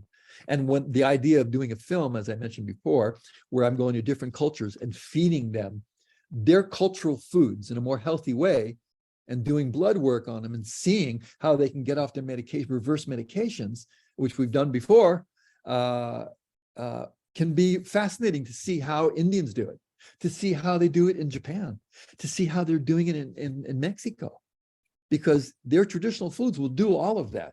You don't have to have miso and umboshi. That's not necessary. There are all kinds of foods like that will do the same. So multiculturalism, I think, is really how this can be promoted much easier and in a way that's more exciting for people. Let's go to 17. 2 words, culinary skills. We need to develop our ability to cook. I'm mostly talking to men here, generally, but we need to learn how to use cookware, how to use a knife, how to diagnose a vegetable, how to pick a vegetable, different styles of cooking. I was fortunate. I had a great teacher, Hiroshi Hayashi, who taught me how to cut, who taught me how to take out the garbage, who taught me how to short order. He taught us from the ground up. And these were exciting skills that I learned working in the restaurants in Boston. And to this day, I love cutting onions. I can't wait. If you have an onion, I'll cut it anytime, because I can cut really quick, and it's fun because it's a sort of a test of your condition all the time, how focused you can be and not slice your fingers off, which I've never done, fortunately.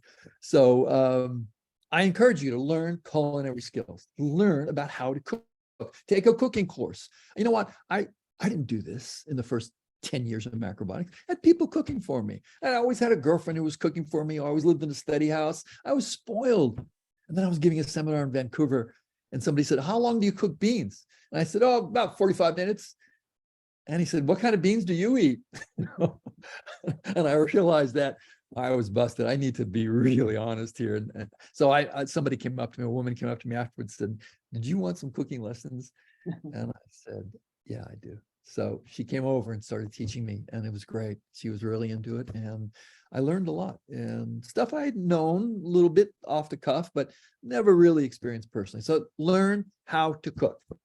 And if you already cook, get another recipe book or another couple of recipe books to get inspired by. Make a new recipe once a week. Push yourself. 18. Thank you. Understanding great life principles. Again, I talk about this in the Dummies book. I took the principles, and I started thinking this principle is more about spirit. This principle is more about diet. This principle is more about mental awareness. So I put them in 3 categories of universal awareness and dietary principles. Let's go to 19. That's just supportive for you to have some material to think about. Practical spirituality means developing our energetic sensitivity. For me, that area is my intuition. I come from a family that was very intuitively profound, essentially. My grandmother was an intuitive. They used to call them clairvoyants in the 50s.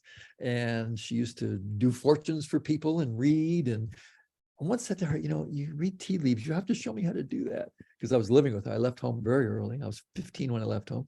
I moved in with her in New York, left California. And she said, "I'll tell you the truth. I don't really read tea leaves." And I said, "Well, I see you reading." She said, "I do that because people don't believe it. I can just look at them and tell them what's going on.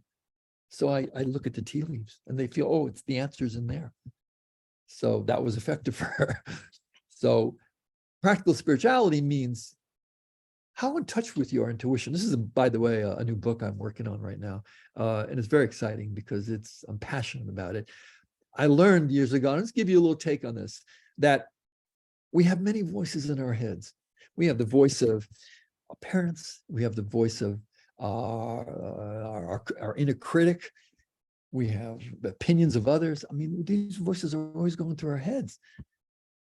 But sometimes there's an intuitive voice, and it's best accessed when you're lost and you're driving, but you might be near your destination. And something says, turn left.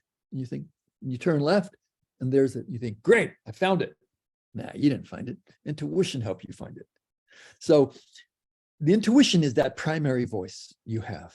And we all have that voice. You just have to learn to recognize the voice. That's what takes years sometimes, to recognize that voice. I'll give you some hints about it. It's not a crazy voice. It's a very calming voice. It doesn't scream, left turn, idiot. No, it just says, you might want to make a left. That kind of voice. And I've listened to that voice years. That's part A, recognizing the voice. Part B is when you recognize the voice, you can distinguish it. Therefore, you can now ask questions. And this was something I knew, but I also read, it was really nice to read it and come from in an old book that Micho used to recommend called The Secret Path by Paul Brunton.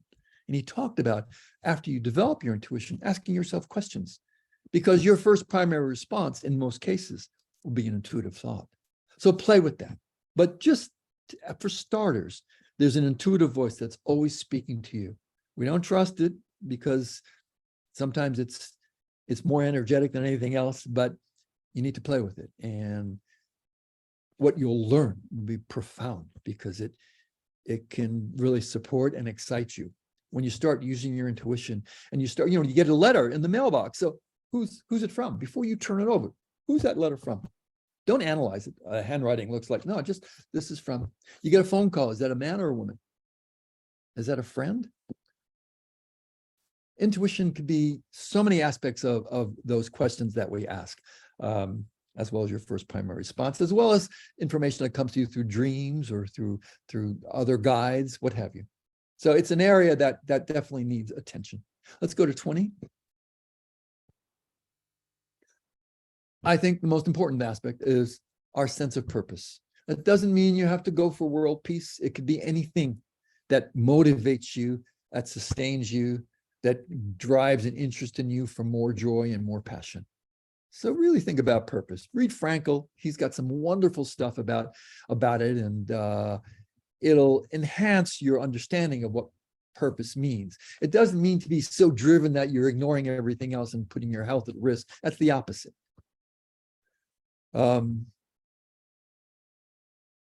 Yeah, it'll be interesting to talk more about this at some point in the future. But those are 20 things that I think are important to adjuncts to add to our dietary understanding. I want to say something about cancer, and this was something that I learned in terms of working with my daughter and working with other cancer clients. I was sitting with my daughter's physician, very, very well-known physician, brilliant man, 82 years old. And this is in Florida. And I said to him, what's the duplication? I know cells duplicate. So what's the duplication cell of an estrogen positive based cancer? And he said, well, that's a good question. People rarely ask that. It's about 60 days. I thought, really? He said, yeah. Then I got really alarmed because then I started thinking, well, if you have a third or fourth stage cancer that's spread, you have to understand that you might need heavier guns to deal with this condition than just simple food. So that's sometimes, all the seminars I do, like I've done the cancer symposium in Los Angeles, where 6,000 people come to this seminar. And I sat there for 3 days because they gave me a booth. So they were selling my books at the booth and I was signing books for people. But people would come over and say, I'm a cancer survivor. And I'd say, great, congratulations. Well, how many years? And they'd say 15. And I'd say, so I want to ask you a question that's really been on my mind. And it's only for cancer survivors. Say, yeah, I'm open. Okay. What do you attribute your healing to? Got divorced.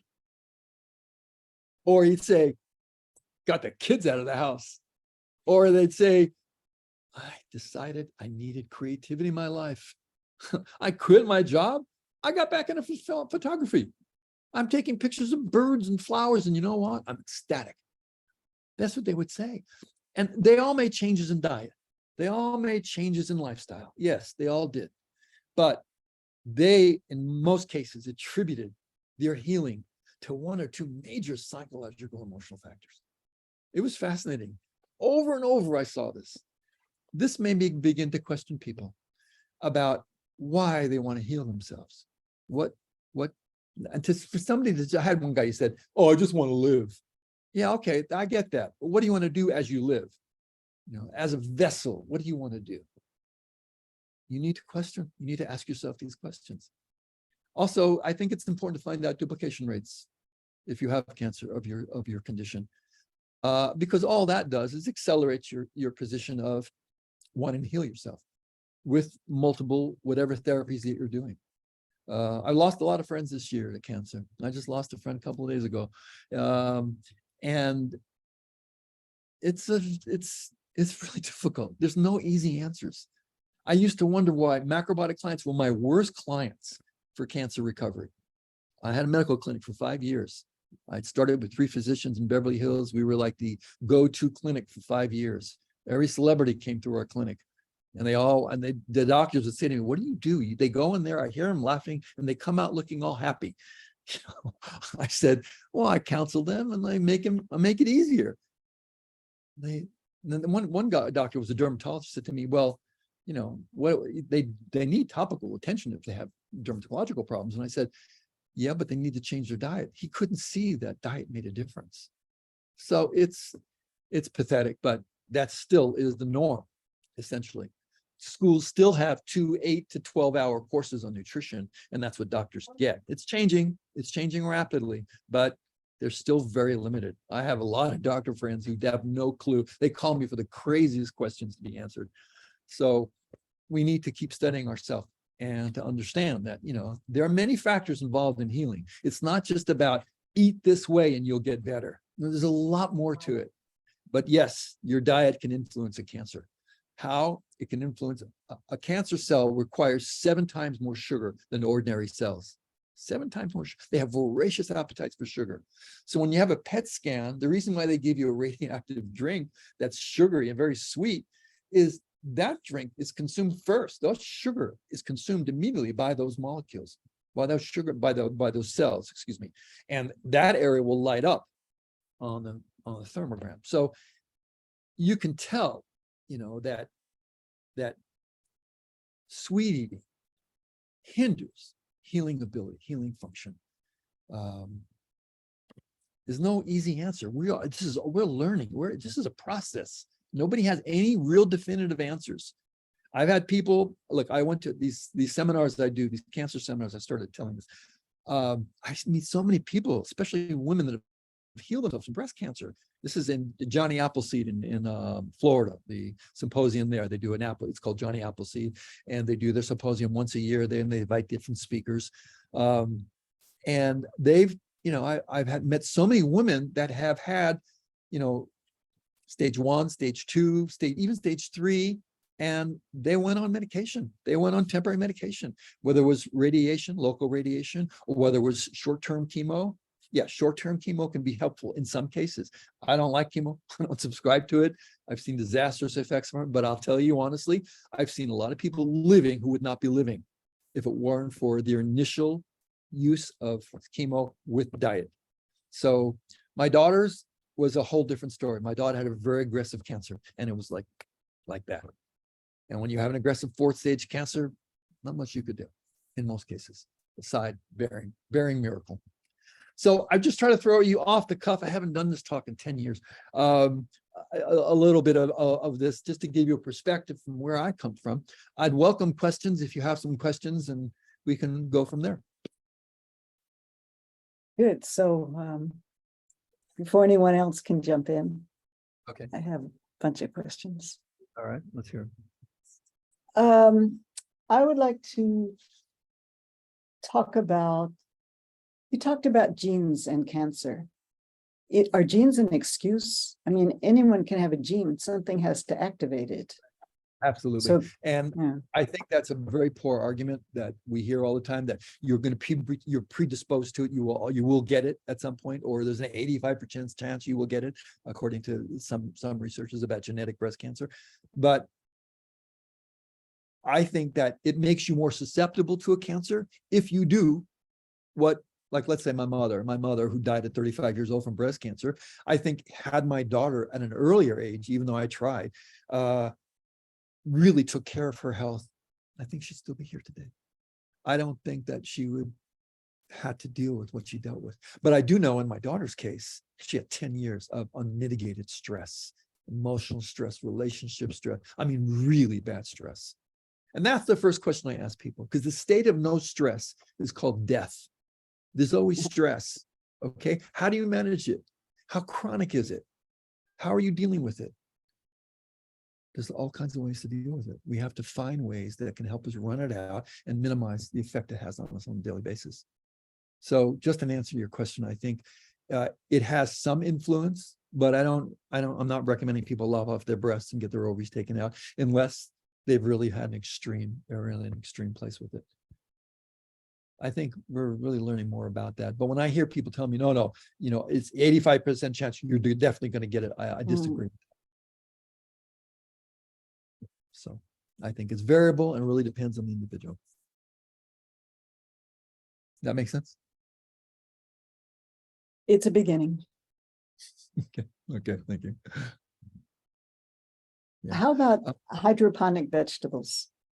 Do you have an opinion? I think they're fine. There might be lesser life force, maybe. I don't know, the lesser element exposure, but I think if you can do that and you enjoy them and they work for your sensitivity. See, that's what it's really about. It's about getting as sensitive as you can so you can figure this out for yourself. We need to experience that. Otherwise, you'll be listening. Everybody's got a different theory. You go to 4 macrobiotic counselors, you're going to get 4 different opinions in most cases. And they're all valid. It's just you have to figure out what will work for you. Make sense?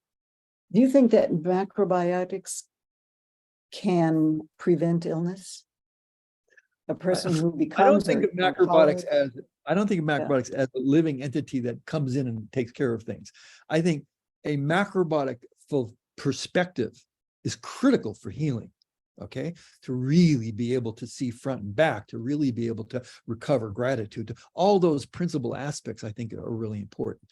They create a sense of calm. They create a sense of wellness. They create a sense of havingness. I think they're important. Wait, I'm sorry. Go back to your question. There was something you said in your question. During your talk, you said something along the lines that macrobiotics, I don't know the words, can heal illness, can prevent, heal, address. In some cases, I've seen many people not heal. And I've seen people I thought they're definitely going to die, heal brilliantly. So, you never know. You never know. I'm always putting my best forward. Expect the best, prepare for the worst, expect the best. It's the old science monitor idea. But I believe that. I do believe that. All right. I have more. I can let other people if they have questions. Anyone? Oh, come on. You got a question. Okay. From Rebecca Westerman. Here you go, Carol. Is that a question? Is it? No. Am I missing a chat? I should look in the chat. Excuse me, folks. I'm not even looking at the chat. Whoa. Okay. I love you too, Patricia Becker. By the way, Verne, Micho would say that the body blood quality would affect what the mind chooses. And I've been reading early Osawa, and he says the opposite. He said that the mind chooses what the body does. I don't know. I don't really care how it works either way. I just know that my own being, I just know that mind is strong as the body can be. So as we strengthen our body, our mind gets stronger. And I think we can go back and forth. I do disagree with Micho's original contention, as you read in the Old Order Universe magazines, where that, before we have the capacity to think, we are being nourished by mother's blood. Yes, that's true. But that doesn't mean that can influence completely our thinking. We have to help ourselves. We have to push ourselves. We have to, to know what our limits are. We have to be willing to take risks without the dread of fear all the time. Those are all psychological aspects of our health that we need to strengthen. So Michio Osawa, I don't know. I don't even care what they say anymore about that, because I think their experience was based on what was going on at the time. I see Norio. Good to see you, Norio. So Nora, you have a question. Go ahead. Yeah. Hey, great to see you, Verne. thank you. Nice Great to to see see you. everyone. I've been thinking about you. Yeah, I wasn't sure if you knew I was diagnosed with cancer back in August 2021. I watched last night. Last night I watched Fia's interview with you. I'd heard, but I wanted to see it more, and I saw it. And I'd love to talk with you, just you and I, friendly talk at some point. That would be great. And yeah, I don't really have a question. Just wanted to Okay, good. I'm so wanted glad to see if you knew about it. So, and yeah, I'm so glad to see you. I love you, man. I have great memories of you as a kid juggling.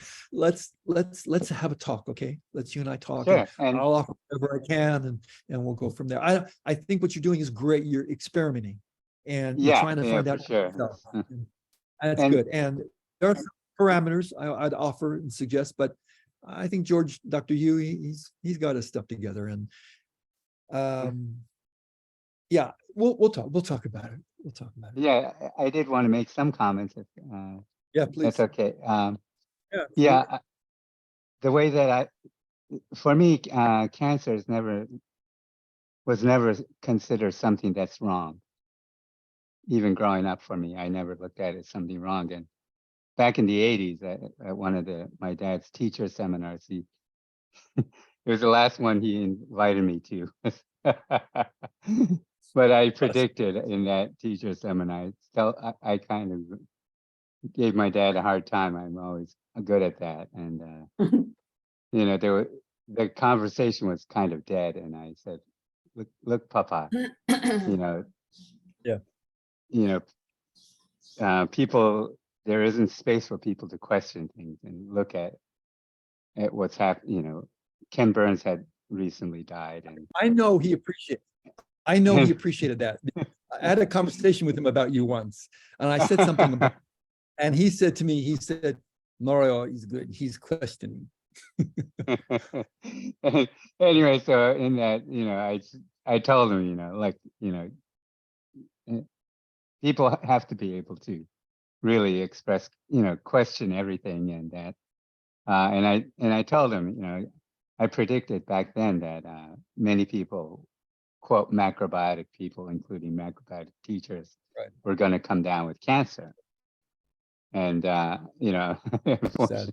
unfortunately, it later turned out to be my sister and my parents as well, and including myself. But here again, it's not something that I see as negative.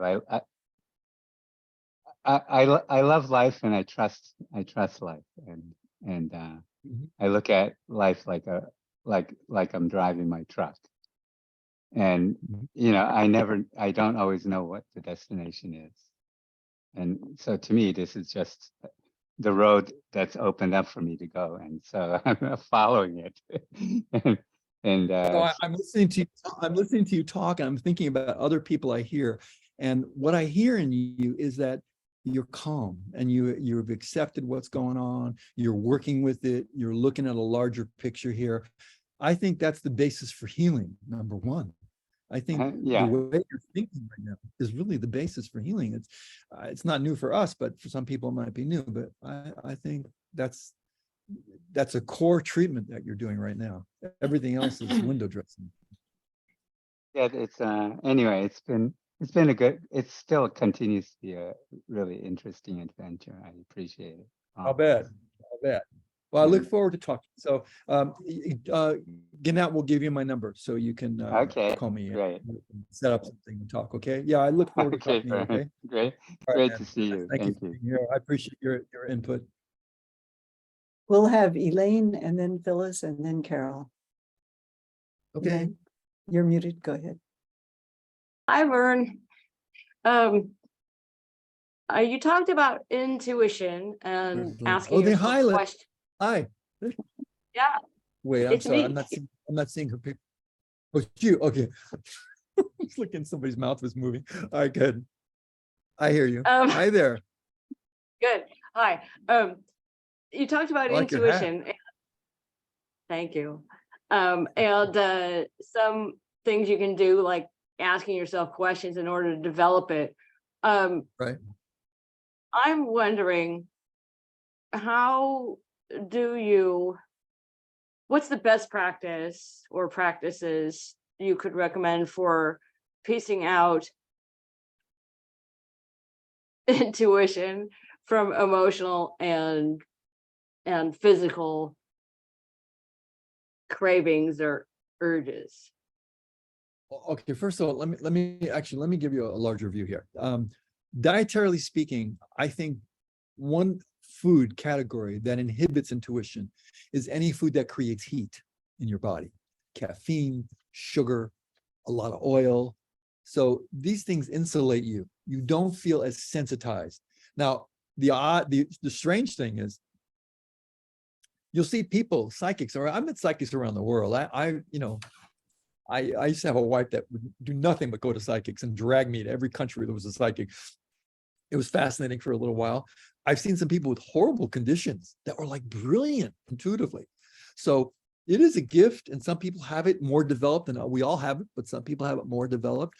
I do know, in light of what I've seen, that the garbage they eat, that for me at least, I feel when I'm feeling bloated or eating too much oils or eating too much volume, I don't feel clear.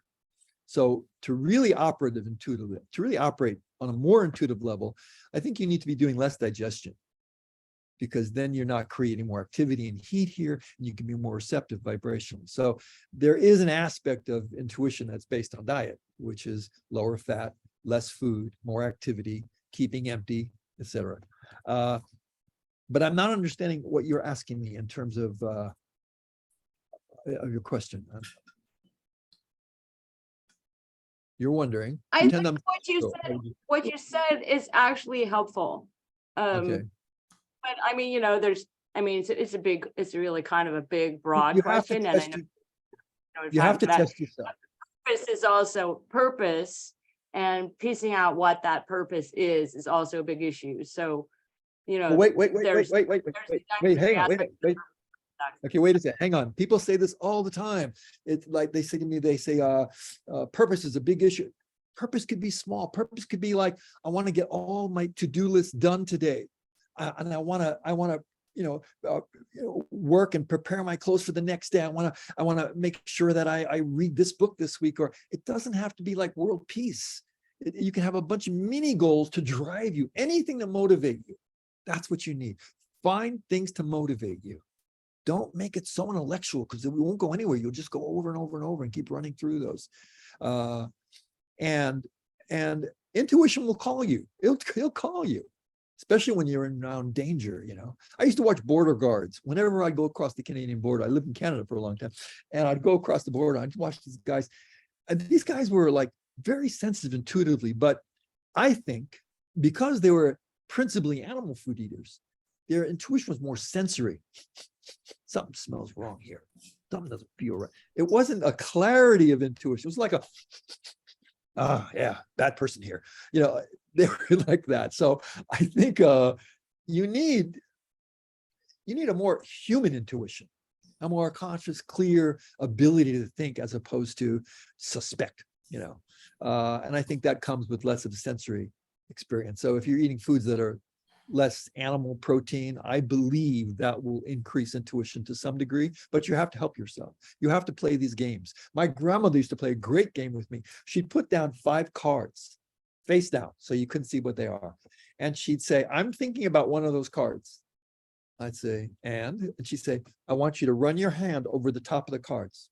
Just quickly. I said, really? She said, did you feel any heat? I said, yeah, I did. Second card. She said, that was my card. And I realized it was very subtle, but when she's focusing on something, my hand, whether it was heat or just attraction, my hand felt it. And I said, this is your card, right? She said, yeah. That little hint helped me recognize that, because I thought I was not capable in my being to do that. So yeah, we're dealing with this every day. Take advantage of intuition.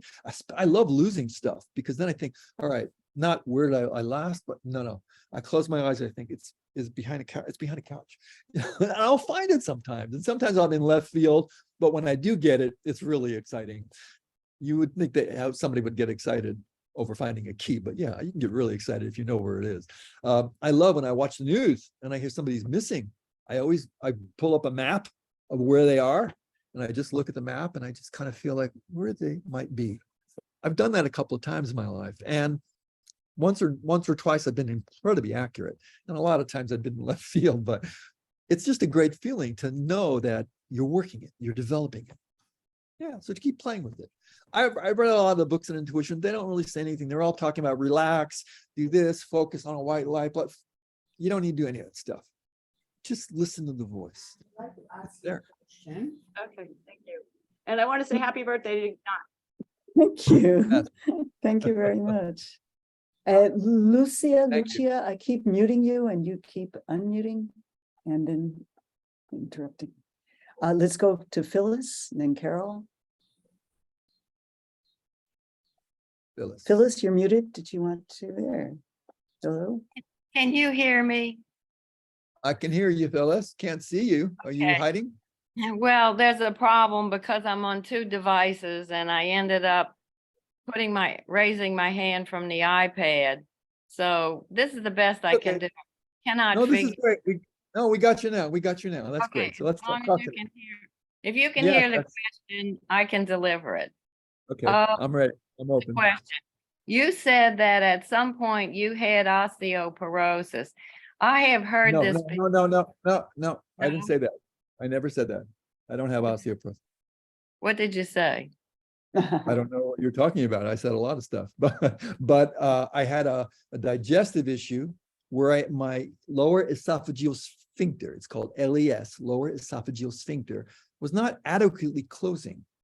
And as a result, digestive juice in tiny amounts was escaping, but it was inhibiting my breath.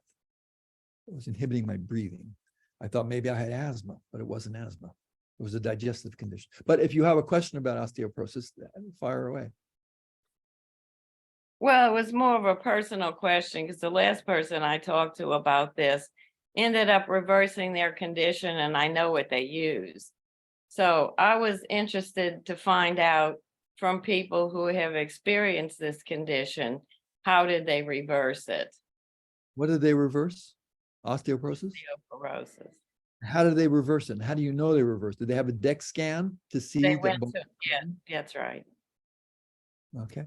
It takes a while to build bone, you know. It takes quite a while to build bone. How long? I don't know. It takes anywhere from, I would say, suspect anywhere from 12 months to 3-4 years. Every 7 years, we get a whole new cellular supply. Bone is like the last thing to develop. That's not to say bone cannot be developed immediately. Bone can be, but in the degrees that you need it, it does take a while. So Have you that's not. addressed Wait, this? hold on, wait, let me finish.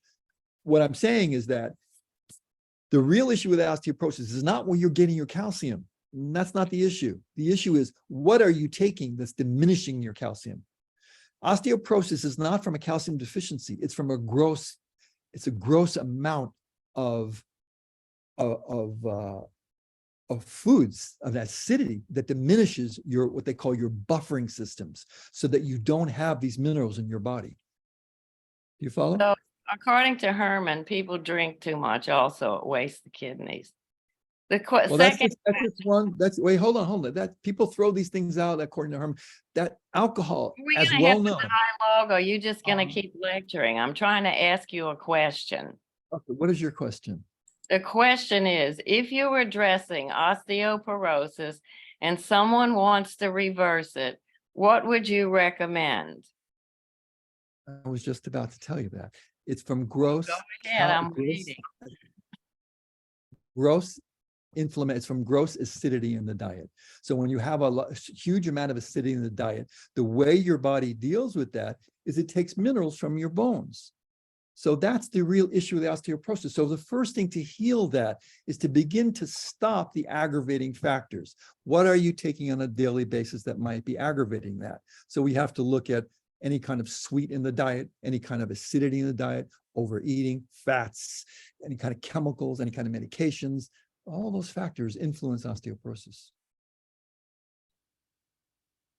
Follow?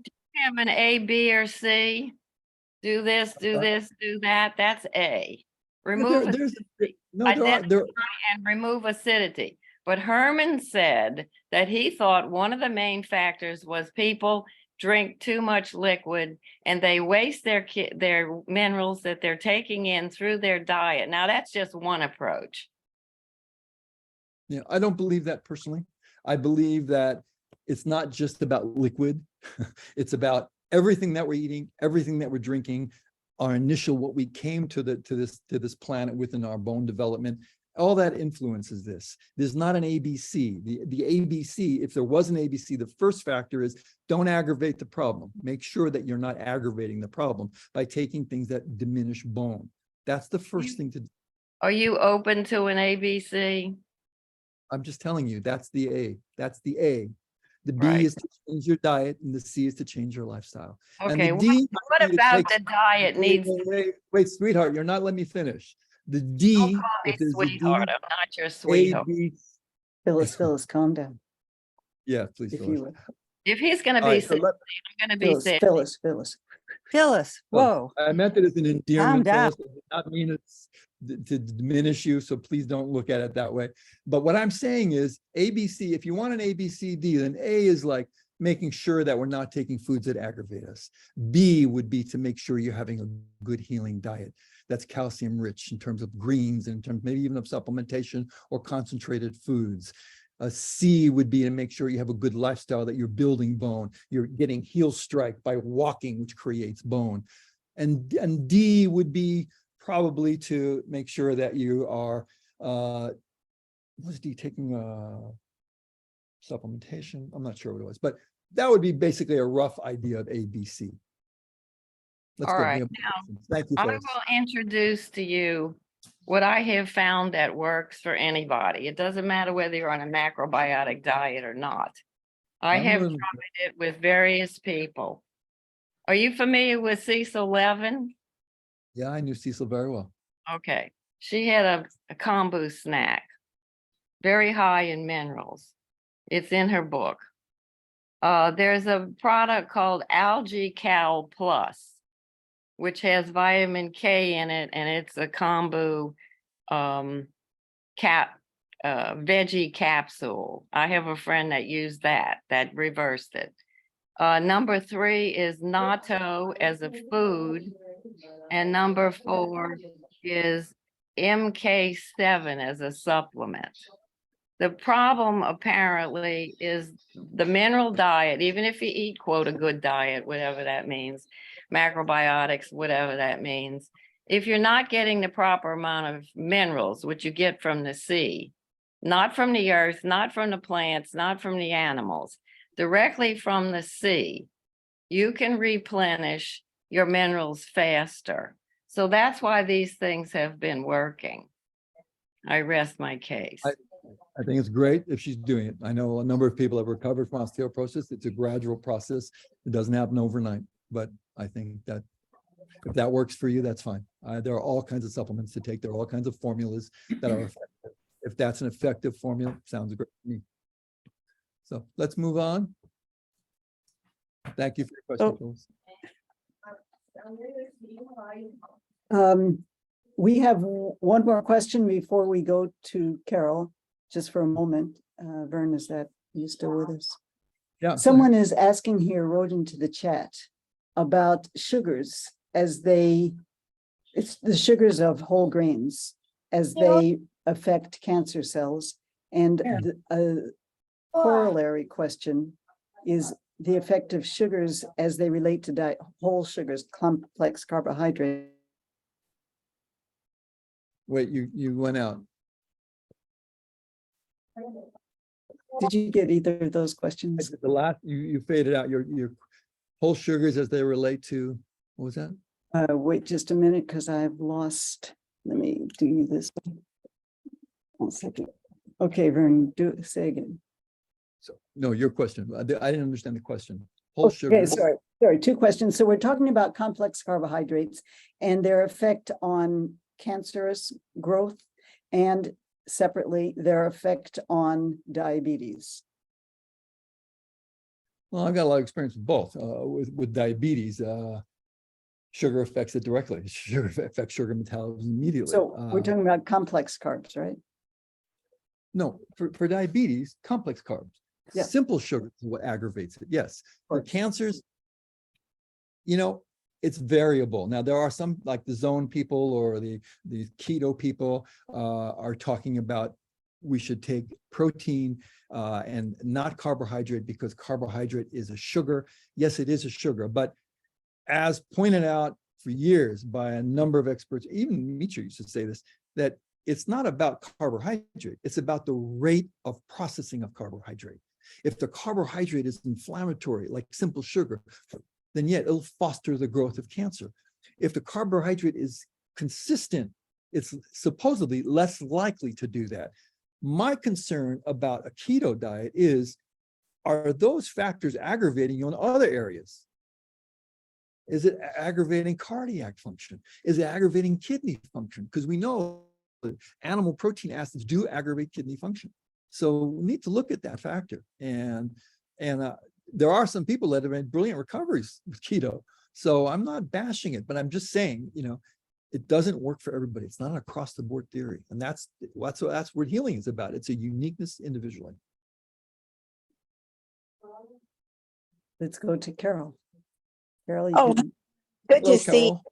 Carol. Hi, thank you so much for your excellent talk. I just love your perspectives and my honoring for your daughter and the care that you gave to her. Thank you. So 2 things quickly. One, I have the bad habit of night eating, and I know that I need to break that habit. And any suggestions on that? I seem to punctuate everything I do with a snack or food. And then the other thing is, well, when you answer that, I wrote it down, but now I have to.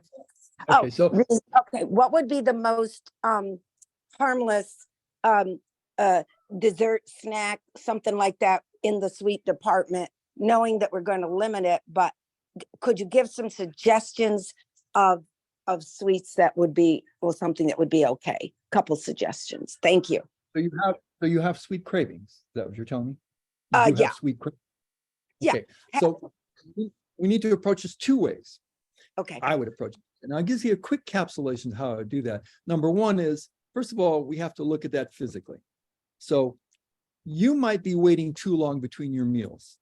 Oh, As a result, you have low blood sugar. So in the evening meal, when you finally eat, after your meal, then you really want something sweet. You follow? yes. Okay, so number one is probably to eat smaller meals. Maybe stick 1 more meal in a day and separate the meals. So maybe you're eating 4 times that day. And after every meal, make sure you have like a quarter, a third, or a half a cup of hot tea, just to stop your appetite. Good. Okay, then get busy. Do something. If you're going to sit around watching TV, you're going to want to eat. When I watch TV. So make sure that you can get busy. I'm telling you, if you semi-fast, so many people are into the fasting regime now. By fasting, this is nothing but a reaction to overeating. So although there's great merits in fasting, I fasted up to 14 days. So that was my first thing with Paul Bragg in the late 60s. I got into fasting and taking urine samples every day. And it's not impressive, because after 2 days, you lose your appetite. You can go to 30 days, you can go to 50 days. I mean, you could just keep going because you really lose your appetite. So sometimes people get impressed by the number of days. It's not a big issue, but it gets harder to come back. You have to come back very, very, very slowly. And that's the problem with fasting, is most people don't come back slowly and they end up overeating. And, opposites attract. So if you're not going to eat for a period of time, you're going to have to really control your diet. Watch your volume and put a certain amount. Be a parent to yourself for one night. and put a sort, say, this is how much I'm giving you, no more, and that's it.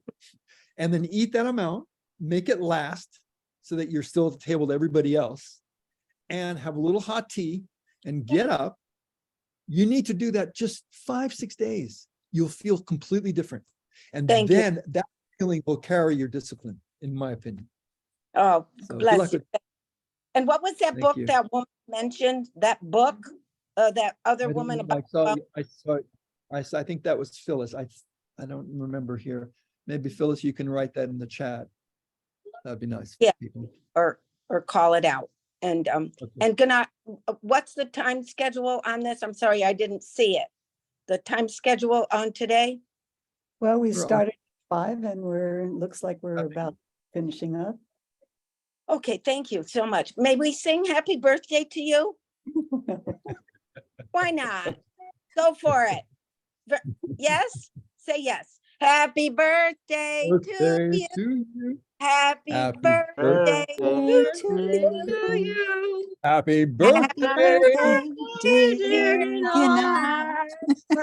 Happy birthday birthday to you. Any more? And guys? love more. you. Carol, you're so nice. We love you. Oh, We love you. Vern, thank you for that. Hello. Really, thank you for Who that am I talking- wonderful Who am I talk. talking? So, this is Ellen. is this Sorry to talking? interrupt you, Carol. That was Carol, you're Ellen. so nice. Okay. Oh, I love you. Vern, that was a wonderful talk. I'm a Oh, thank you. dietitian too, and I thought it was just Oh, are you? really That's super. great. Are you Yeah, an RD?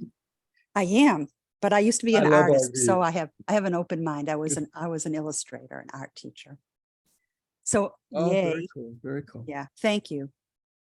Thank you. Okay, I appreciate that. That's Well- nice coming from you. Super. Yeah, thank you. It also Appreciate it. remains for me. to Thanks, thank birthday you. girl. Thank you. My birthday was June 29. Okay, no applause. Thank you. Ooh, Hanging belated, up. belated. Belated. Thank you, guys. Yeah. Take care. Verne, thank you so much. Thank you very much. It's Thank such you. a pleasure to Thank have strong, clear information presented in a relaxed way that's like I can keep up with it. So I really appreciate that. Well, two disadvantages I had as I went to sleep at 2, woke up at 5, and got ready for you here. So I'm a little on the tired end today. I'm sorry, but I really haven't given this talk in a long time. I think I have to revise some of these things. But I think the essence of it was that, we've gone really far here. We just need to keep refining and not get discouraged, because as long as we're redefining this and looking at it from a larger perspective, we're going to stay motivated and keep challenging yourself. That's the thing. We got to keep challenging ourselves. Don't get so complacent. Push yourself a little bit. Take some risk emotionally as well as physically. It'll make a difference. I have Thank a you. question, Take care. Vernon. How do we contact you? Yes, how do Oh, we thank you. contact Let's ask. you? I'm so bad at self-promotion. My website is my name, which is with 2 E's and 2 A's. So it's Verne, V-E-R-N-E, Varona, V-A-R-O-N-A. So it's vernevarona.com. And that's my counseling website. If you'd like to send me an email, my email is very simple. It's VV, my initials, at my name, vernevarona.com. Yeah, I welcome your emails. And yeah, that's the best way to get hold of me. Yeah, I'm real responsive to that. So if you're right, you'll get an answer back probably within 10 minutes if I'm around. Thank you. Thank you. Thank you. All right, all be well. Thank you.